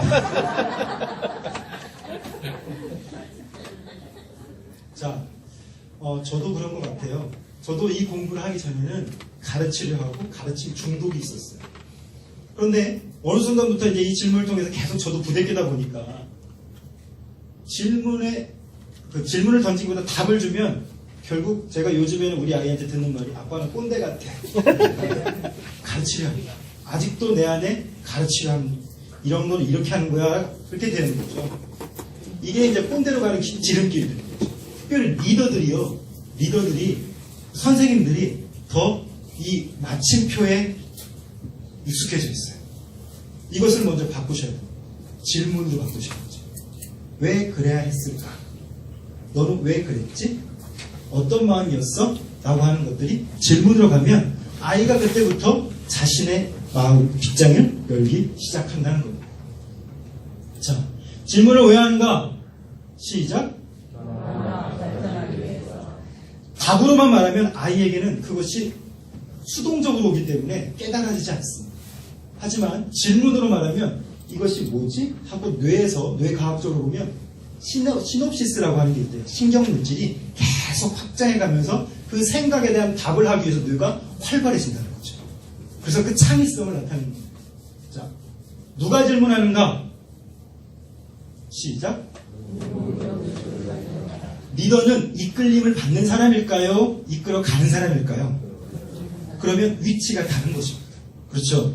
능동적으로 나에게 이 사람이 주어졌으면 이 사람을 어떻게 이끌어갈 건가? 그것은 마침표가 아니라 물음표다라는 걸 꼭 기억하시길 바랍니다. 그게 바로 질문입니다. 자, 한번 같이 보시죠. 영상을 같이 보시죠.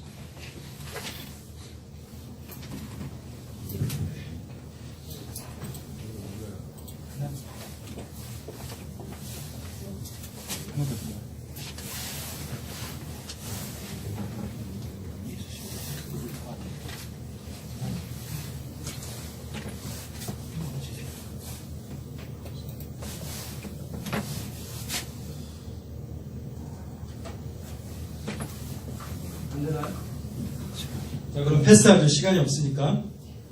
다음에 제가 또 다시 보충해서.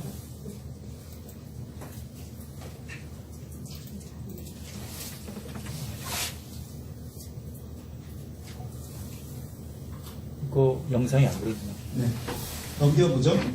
자, 탈무드 중에서 한번 같이 읽어볼까요? 윗부분 시작.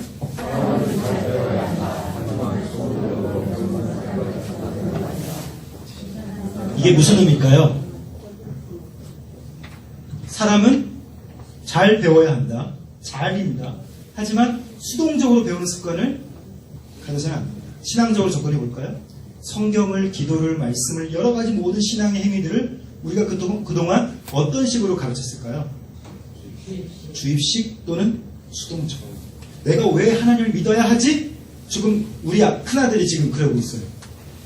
왜 하나님이 예수님이 저기 신약에 등장하는데 왜 갑자기 창세기에서 우리가 막 하면서 거기 끼어가지고 또 삼위일체라고 얘기하고 믿어지지 않는다는 거죠. 요즘 질문을 엄청 많이 쏟아내고 있습니다. 학구적인 질문. 그걸 다 받아내려면 리더는 또 질문을 던지면 너는 어떻게 생각하니? 그럼 아이가 또 대답을 해요. 사람은 잘 배워야 돼요. 하지만 수동적으로 배우는 습관을 가져서는 안 돼요. 우리는 수동적으로 배워왔어요. 그것이 너무 익숙해졌고 그래서 답을 주려고만 하죠. 그런데 탈무드는 그렇게 가르치지 않습니다. 또 읽어볼까요? 시작. 만약 아이가 듣기만 한다면 가르치는 것이 아니라 앵무새를 키우는 것일 뿐이다. 교사가 이야기하면 학생은 거기에 왜 같이 안 읽으세요? 시작. 교사와 학생이 주고받는 말이 활발하면 할수록 교육 효과는 상승한다. 여러분 아까 기억하십시오. 선녀와 나무꾼 이야기를 내가 머릿속에 담아서 이 옆 사람에게 전달할 수 있었던 것은 내가 그만큼 뭔가를 생각하고 진행했기 때문에 그래요. 자, 우리가 지금 꿈꿔야 할 게 바로 그겁니다. 같은 공과 공부를 해도 아이에게 접근하는 방식이 달라요. 그동안은 우리가 마침표였다면 이제는 질문으로 던져보는 거죠. 스스로 그 본문을 아이들이 대하면서 여기서 무슨 질문을 뽑아낼 수 있지? 지금 교회학교에서 어떤 교사가 제가 섬기는 교회에서 교사가 그 질문들을 해내면 어떤 아이는 울어요. 못하겠어요. 하는 거예요. 너무 그 부모님이 가두리 양식을 한 거예요. 어릴 때부터. 가두리 양식만을 해가지고 이 아이가 스스로 생각하고 판단하고 능동적으로 하는 것은 별로 없이 부모님이 가라하는 길만 가는 거죠. 그러니까 갑자기 생각하라고 하니까 이 아이가 당황해버려요. 친구들은 막 질문을 쏟아내는데 그 아이만은 질문을 못 쏟아내니까. 이런 현상이 지금 벌어지고 있어요. 자, 성경 하브루타의 목적입니다. 하나님 사람으로 하나님 말씀대로 살기 위해서예요. 하브루타의 정점은 뭐냐면요. 내가 그것을 살아내는 거예요. 실천하는 거예요. 관념적으로 신앙이 자리 잡는 것이 아니라 내가 지금 질문하고 던졌던 그 답을 얻었다면 그것에 대해서 내가 살아보는 거예요. 그래서 다음에 다시 만났을 때 그것이 관찰되고 칭찬되어지고 격려되어져서 아이가 용기를 얻는 거죠. 신앙에. 자신의 일상에서 힘을 얻는 거예요. 자, 하브루타의 3가지 원리. 다시 한번 시작. 말씀 함께 누구죠? 말씀을 그동안 우리는 혼자 큐티한다고만 생각했어요. 그런데 그것보다는 그것도 좋습니다만은 아이들과 함께 부대끼기. 함께라고 하는 말 전라도 말로 부대끼고. 함께 부대끼고. 그것도 수동적이 아니라 능동적으로. 자, 하브루타의 구조와 실제 한 번 더 해볼게요. 이제 자, 글자 보이세요?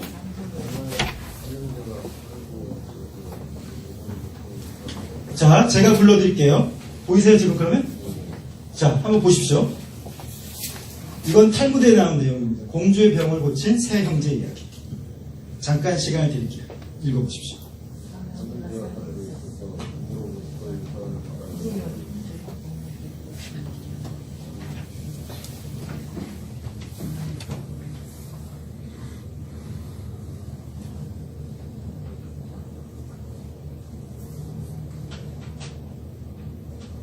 뒤에 다 보이시죠?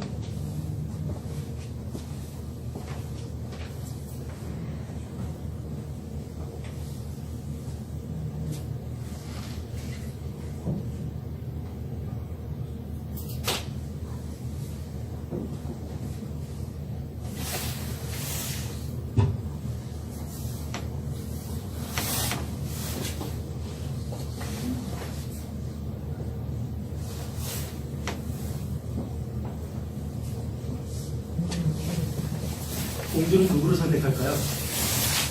앞에 있는 사람. 네? 앞에 있는 사람. 앞에 있는 사람? 사과를 가진 사람. 공주는 누구를 선택할까요? 아이들이 이렇게 나오면 교사 입장에서 답답하죠. 여자니까 제일 멋있는 사람, 그 중에 잘생긴 사람. 자, 탈무드는요, 답이 주어져 있지 않고요, 그 내용 안에 의미가 담겨 있어요. 그 의미를 발견해 주십시오.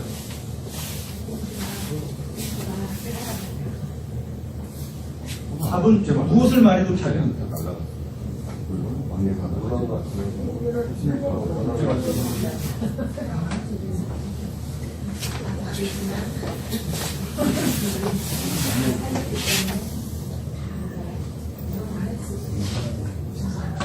자, 이걸 우리가 이제 교회학 교사 입장에서 이게 본문이에요. 본문인데 여기서 이제 질문을 뽑아내보죠. 질문을 뽑아내서 공주가 누구를 선택할까?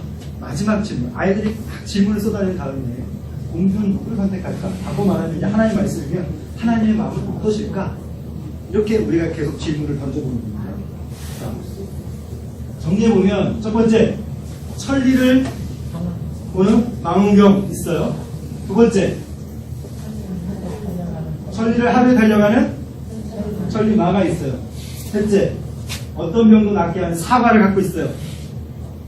정리하면 공주는 누구와 결혼할까요? 참고로 유대인들은 일부 다처가 되는 거 알고 계시죠?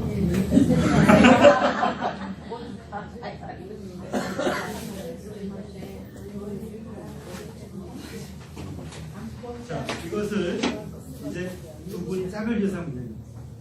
왜 그래야만 할까? 왜 첫째가 그래야만 하는지. 근데 여기서 규칙이 있습니다. 하브루타를 할 때는요, 반드시 상대를 볼 때는 어깨를 이렇게 보지 마시고 정면을 보시고 존중의 의미. 주머니에 손을 넣는 것도 손 빼지 못. 목사님 일부 다치라고 했잖아요. 근데 여기 공주니까 이렇게 다 하고 한다는 것은 없잖아요.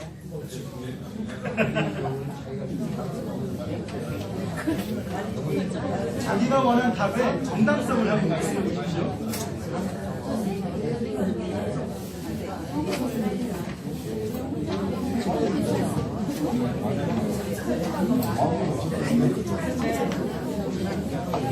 나도 여기서 이번에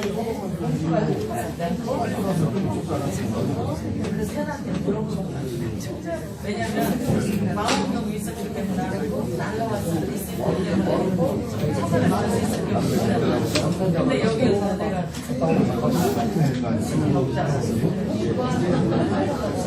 아니 공주가 무언가 막 사람이 정말로 그게 나한테 얘기하는 사람이 네가 결혼을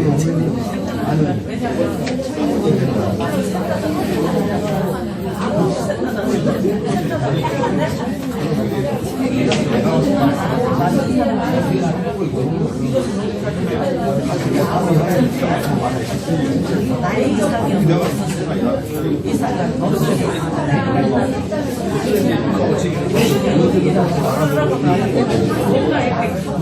그것을 바꿔야지. 나중에는 은혜를 가졌으면 나는 그렇게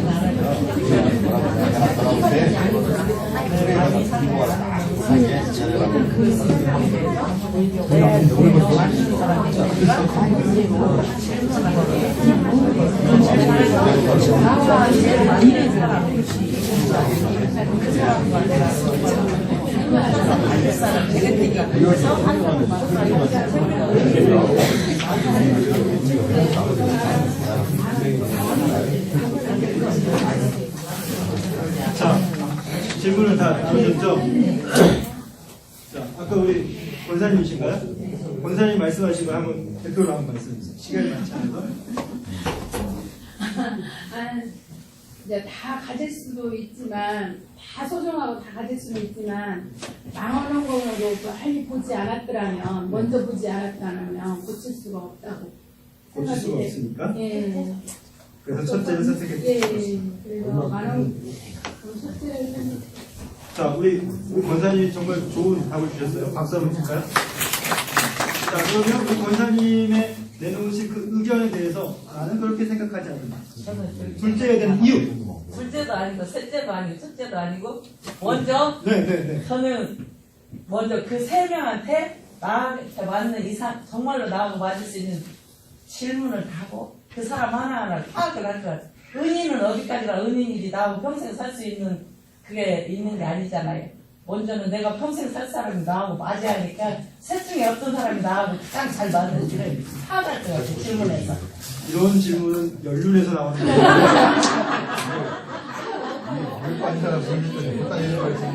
저 지금 강의를 많이 해보는데 권사님의 그런 접근은 제가 처음인 것 같아요. 은혜는 은혜지. 결혼은 아버지가 결혼을 시켜준다고 했지 공주가 한다고는 안 했잖아요. 근데 처음 하고 여성 인권까지 담겨 있습니다. 박수 한번 칠까요? 네, 장모님이세요? 네, 장모님. 저는 셋째가 네. 왜냐하면 첫째가 줄 때는 과정이고 네. 셋째는 결과잖아요. 그리고 또 셋째가 제일 젊잖아. 마지막에 장모님 혹시 저기 직업을 여쭤봐도 될까요? 이사장님이세요? 금융업에 종사하고 있습니다. 아니 그 짧은 시간에 오셔가지고 우리가 했던 모든 것을 지금 다 이해를 하고 계셔서 혹시 선생님이지 않으실까. 그래서 장모님께 한 박수 칠까요? 사실 저의 답은 제가 갖고 있는 답은 그거예요. 장모님 말씀이죠. 그런데 지금 저의 것만이 답이 아니라 지금 우리 권사님 내놓으신 것도 다 답인 거죠. 다만 우리가 요구하는 건 뭐냐면 저 안에서 우리 충분한 질문과 토론을 했다는 거예요. 자, 보시면 하부타의 기본 구조를 보시면 첫 번째, 1단계는요, 말씀을 이해합니다. 우리 말씀을 이해했어요. 그렇죠? 했어요, 안 했어요? 했죠. 자, 그 다음에 내용 파악이 됐으면 심화 단계로 뭘 필요하냐면 질문을 던집니다. 그 질문을 던져서 하나님의 뜻은 무엇일까? 를 발견해 보는 거예요. 다만 나만의 답이 있는 것이 아니라 우리 아이들에게 답이 있어요. 우리 아들이 큰아들이 제가 본문 성경을 여리고 성 무너뜨리는 문제 이걸 가지고 서로 이제 우리 세 남자가 이야기하는데 큰아들이 이런 질문을 던졌어요. 왜 성을 정복하는 방식이 무너뜨려만 할까요? 저는 이게 좀 좋았어요. 이 질문. 왜 성을 정복하는 방법이 하나님이 문을 열어주시면 들어가서 하면 되고 아니면 굳이 성벽을 넘어뜨리지 않고도 되는 방법이 있지 않을까요? 저는 이것에 답을 얻지 못했어요. 답을 할 수 없었어요. 아이에게. 그래서 외국 논문을 좀 살펴봤어요. 외국 논문을 고고학적인 접근을 해보니까 성벽이 하나는 조금 높은 곳에 하나는 조금 낮은 곳에 있어요. 이 들어갈 수 있는 성벽의 구조예요. 고고학적인 접근. 그래서 성문을 열어줘도 들어갈 수 없는 구조가 있고 성이 무너져야만 들어갈 수 있는 구조여서 그 논문을 딱 보면서 아이에게 그걸 전달해줬어요. 여기서 아이가 갖고 있는 그 쾌감이 있어요. 내가 궁금해하던 것에 아빠가 노력하고 그것에 대해서 답을 줍니다. 저의 과정은 그 자리에서 답을 주지 않았어요. 아빠도 한번 생각해 볼게. 그리고 다시 찾아보고 공부하고 돌아와서 그것에 대해서 답을 해줬을 때 아이가 느끼는 거는 엄마에게 들었을 때 아이가 느꼈을 때 아빠가 나의 그런 별로 심각하게 생각하지 않은 질문에 대해서 크게 반응해줬다는 것이 좋대요. 답이 되어서가 아니라 아빠의 그런 과정이 좋았다는 거죠. 이게 바로 교사와 학생의 관계가 할 것 같아요. 우리가 그 자리에서 답을 못 해줄 수 있어요. 아이들에게. 자, 그 다음 말씀 적용입니다. 아까 우리 장로님이 결과를 말씀하셨죠. 사과만 먹고는 낫잖아 이거예요. 말씀 적용은 바로 뭐냐면 그러면 우리는 어떤 식의 삶을 살 것인가. 여러분 지금 질문 받으신 것 중에 새로 받으신 질문지 중에 교육 2강 해가지고 비유에 대한 말씀 있죠. 오늘 시간이 너무 많이 가서 제가 강의를 또 하나를 준비해 왔으나 다는 못할 것 같아요. 그래서 여기서 마칠 때 그걸 숙제로 내어드릴게요. 지금 여러분이 받으신 질문지가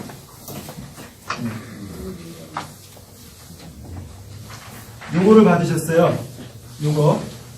요거를 받으셨고 요거를 받으셨는데 요거는 지금 여러분이 할 수가 없겠고요. 제가 명제를 드리지 않아서 이거를 보시면 여기에 이만큼의 챕터가 있어요. 본문이. 이 본문을 보시고 질문을 쫙 만들어 보세요. 그래서 집에서 아이가 있으시면 또는 남편과 부부가 함께 그것에 그 질문을 나눠보시고요. 베스트 질문을 뽑아오시는 게 숙제예요. 아시겠죠? 네. 정리하겠습니다. 1단계를 한 번 더 들어가 보면 정보를 근거로 하여 우리는 텍스트, 즉 본문을 근거로 해서 하나님의 말씀과 행하신 일 이건 좀 메모를 하시는 게 좋겠어요. 왜냐하면 그것을 이해하는 게 도움이 될 것 같습니다. 하나님의 말씀과 행하신 일이 담겨 있다면 그것을 발췌해 보죠.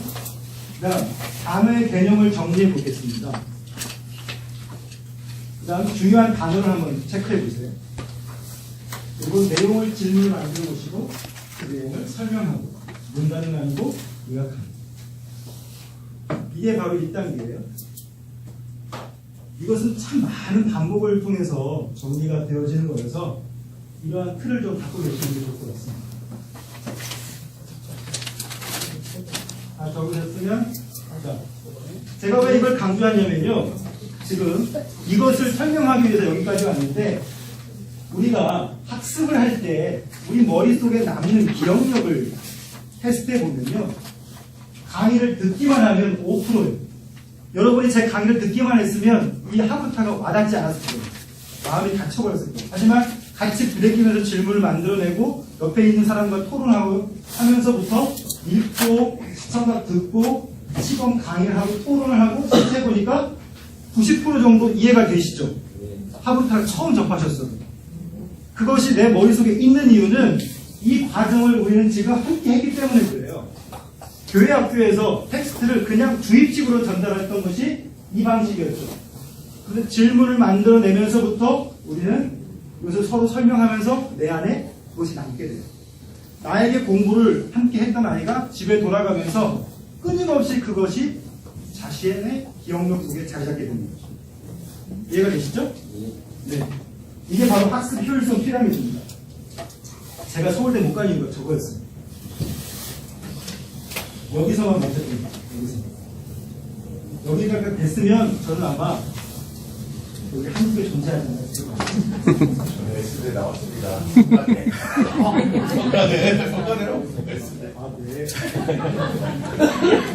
자, 2단계 보면 2단계는 이제 우리 담임 목사님이 설교학 박사시잖아요. 더 이제 잘 설명해 주실 수 있을 부분인데 드러나지 않은 하나님의 뜻을 파악해 보는 거죠. 이것도 질문해 보면 참 좋습니다. 호기심을 가지고 질문하는데 왜 하나님은 이렇게 하셨을까? 요즘 우리 아들이 잔인한 하나님에 대해서 되게 질문을 많이 해요. 왜 이렇게 진멸 다 죽여 막 애기까지 어떻게 하나님이 그럴 수 있어? 그런 하나님의 잔인성을 이야기해요. 왜 그럴까?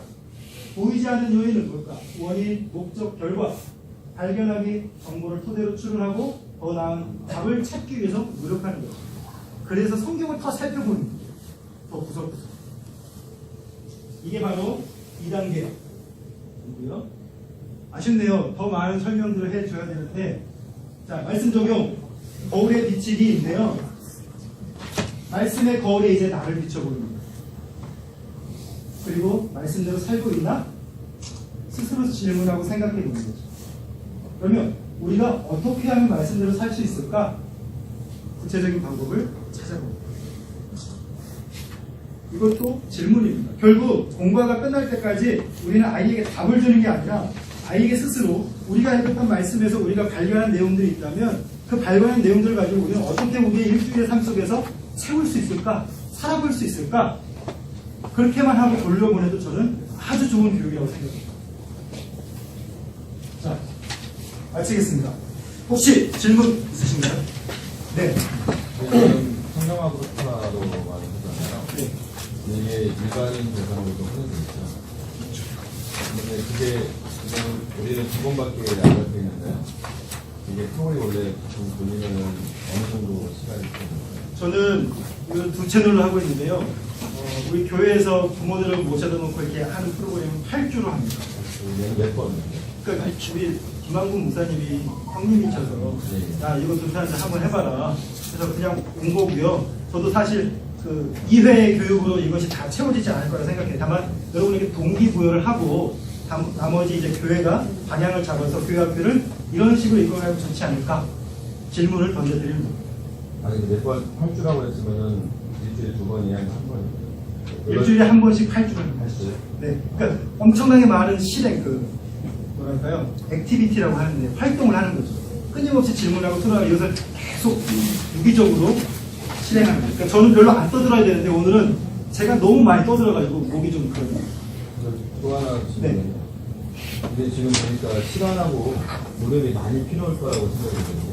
어떻게 보면은 그 교회에서 이걸 감당하려면 아이들과의 지낼 수 있는 시간이 뭐 10분, 15분 가지고는 뭐 아무 필요가 없더라고.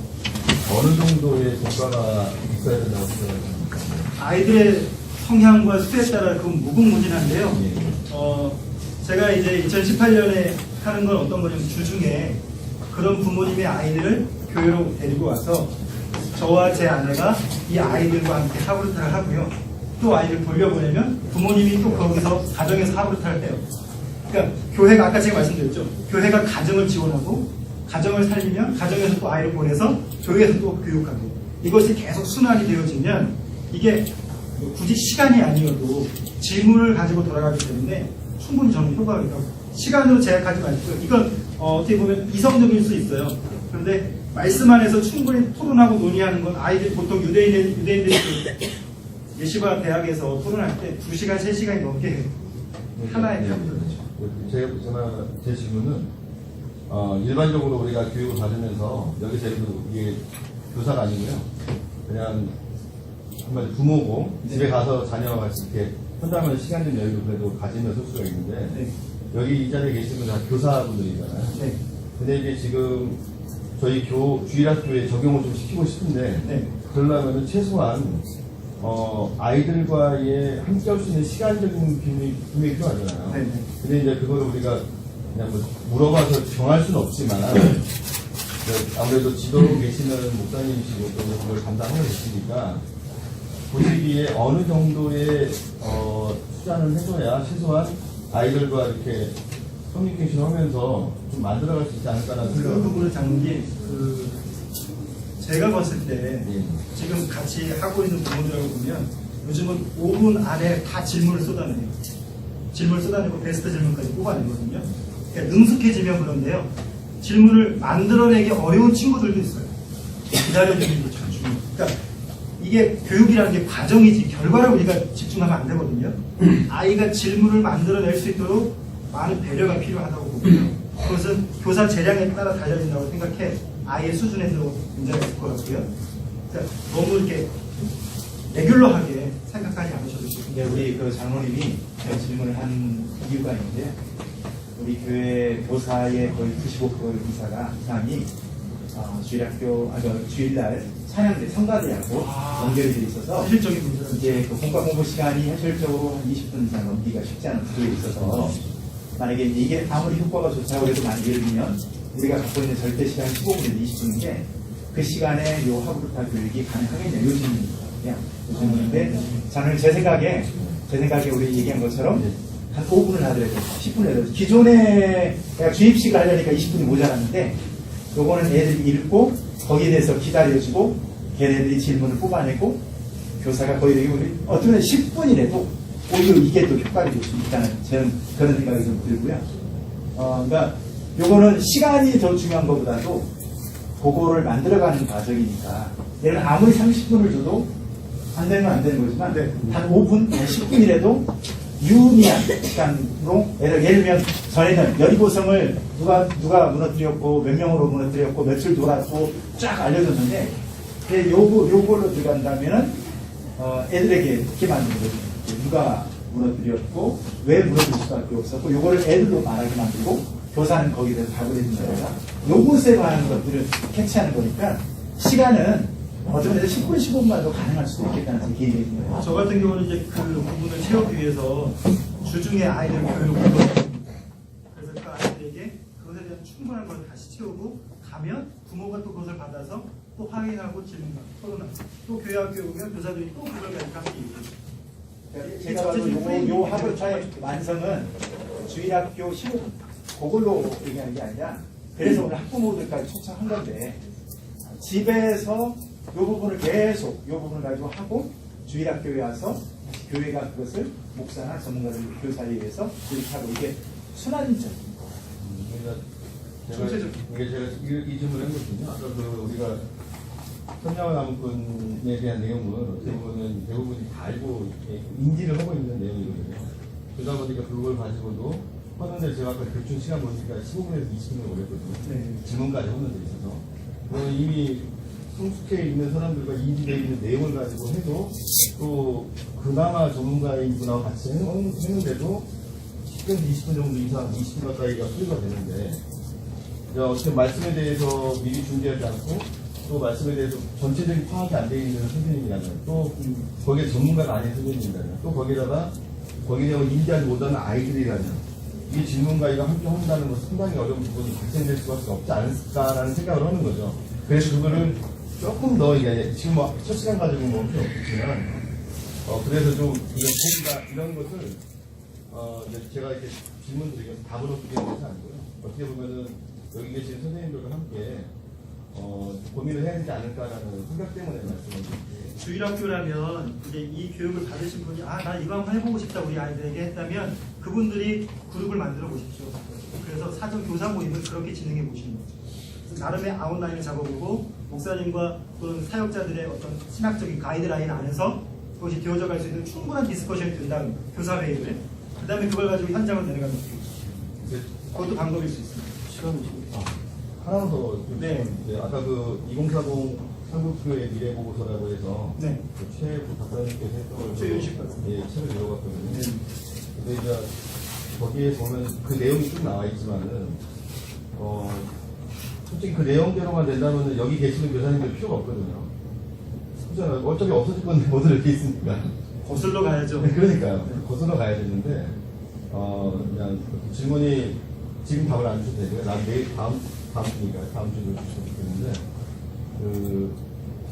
생각하시기에 교육자로서 또, 한국 교회의 미래를 고민하시는 분의 한 분으로서 주일학교가 좀 세워지려고 했을 때 가장 좀 필요한 것이 무엇인지 이에 대한 고민이 있으셨을 것 같아요. 그래서 나중에 오늘 말고요. 청빈 인터뷰 같아요. 네. 아니 뭐 그런 게 아니고요. 그냥 한번 이거는 좀 더 필요하지 않을까 라고 생각이 드는 것이 있다면 좀. 저는 대학을 여기서 찾았지만 사실 제가 사역하고 있는 현장에서 이것을 꾸려내기는 참 쉽지 않더라고요. 얼만큼 내가 이 생명력을 가지고 이 거대한 그룹을 향해서 뛰어 들어가서 어떤 부대낌을 견뎌내느냐, 이 견딤이 정말 중요한 것 같고요. 먼저 가정에서 부모 입장에서 저는 이걸 저는 가정예배가 너무 싫었거든요. 사실 저희 어머니가 사명제에 앉혀놓고 예배드리자 하면 그게 죽기보다 싫었어요. 그런데 이것에 대한 대안으로 너무 좋았어요. 지금 제 아들이 저를 그렇게 닮아가지고 가정예배하자 그러면 얘는 학을 뛰어요. 그래서 질문하고 토론하는 게 아이에게 신앙으로 젖어들어가는 방식입니다. 그러니까 가정에서부터 해보십시오. 그러면 가정에서부터 부대끼다 보면 아이가 변화되는 게 느껴지고 내가 아이에 대해서 변화되는 게 느껴지거든요. 그러면 거기서 나온 그 철학을 가지고 내가 맡겨있는 교회 학교 안에서 그 조그만 섹터 안에서부터 부대껴 보는 게 좋을 것 같고요. 거대 담론을 가지고 우리가 어떤 답을 얻을 수는 없습니다. 다만 내 현장에서 내가 서 있는 그 한국퉁이를 조금씩 바꿔본다면 저는 그게 생명이 돼서 번져갈 거라고 생각해요. 네. 혹시 또 다른 질문 한 번만 더 받겠습니다. 없으신가요? 자, 제가 사실 오늘 2강을 준비해 왔는데 오늘 1강을 마쳤어요.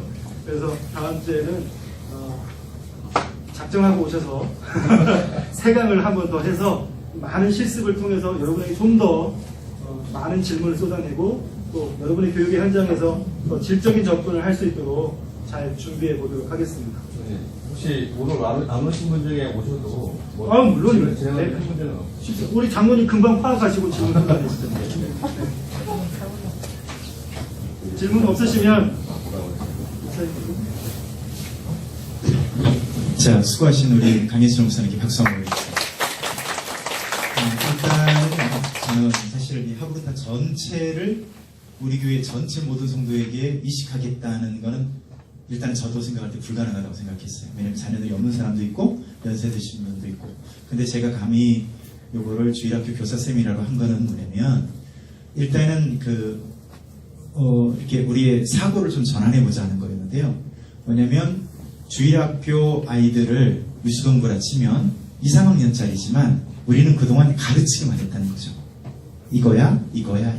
예를 들어서는 여호수아와 더불어서 어떻게 며칠 돌았고 몇 번에 외쳤고 들어갈 때 아무도 몰라. 왜냐면 듣는 게 고작 10분이니까. 근데 그것만이라도 질문법과 대화법. 그 질문법은 그 소크라테스의 유명한 교육법 중에 하나잖아요. 그래서 아이들로 하여금 자꾸 질문을 유도해서 아이들로 하여금 질문하게 만드는 이 교수법을 우리가 생각해 보자는 거였어요. 이게 제 주 아이디어였습니다. 그렇게 우선 작게 그것만 보자면 그것만으로도 우리는 중고등부도 마찬가지예요. 중고등부도 국가 시간에 선생님이 앞에 앉아가지고 이거야 가르치고 서로 그게 아니라 애들하고 대화하는 거죠.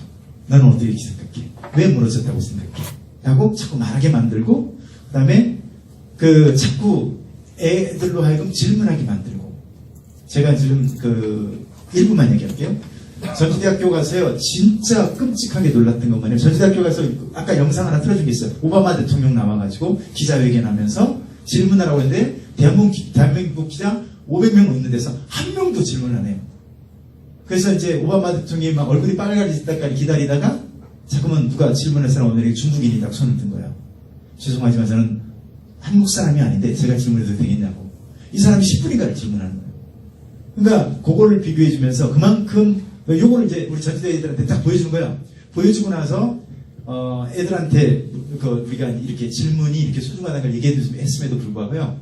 제가 한 학기 진행하면서 애들에게 질문을 하고는 한 명도 질문 안 해요. 그게 우리 현실이라는 거죠. 그러니까 우리도 우리 주일학교 공과 시간에 우리가 갖고 달달달 외워온 거 애들에게 썰을 푸는 게 아니라 대화하면서 너는 어떻게 생각해?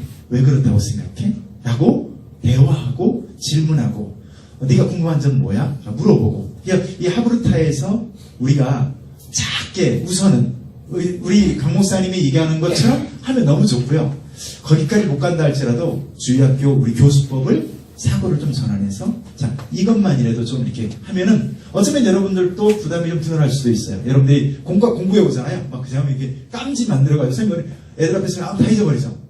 애들 알아서 못하는데 그거보다도 핵심을 파악해서 질문을 만들어 와서 애들하고 같이 대화하고 질문하고 대화하고 질문하고 이런 시간을 가질 수 있다면 충분히 효과적이지 않을까 저는 좀 그런 생각을 좀 해봤습니다. 자 질문 없으시죠? 없을 줄 알았어요.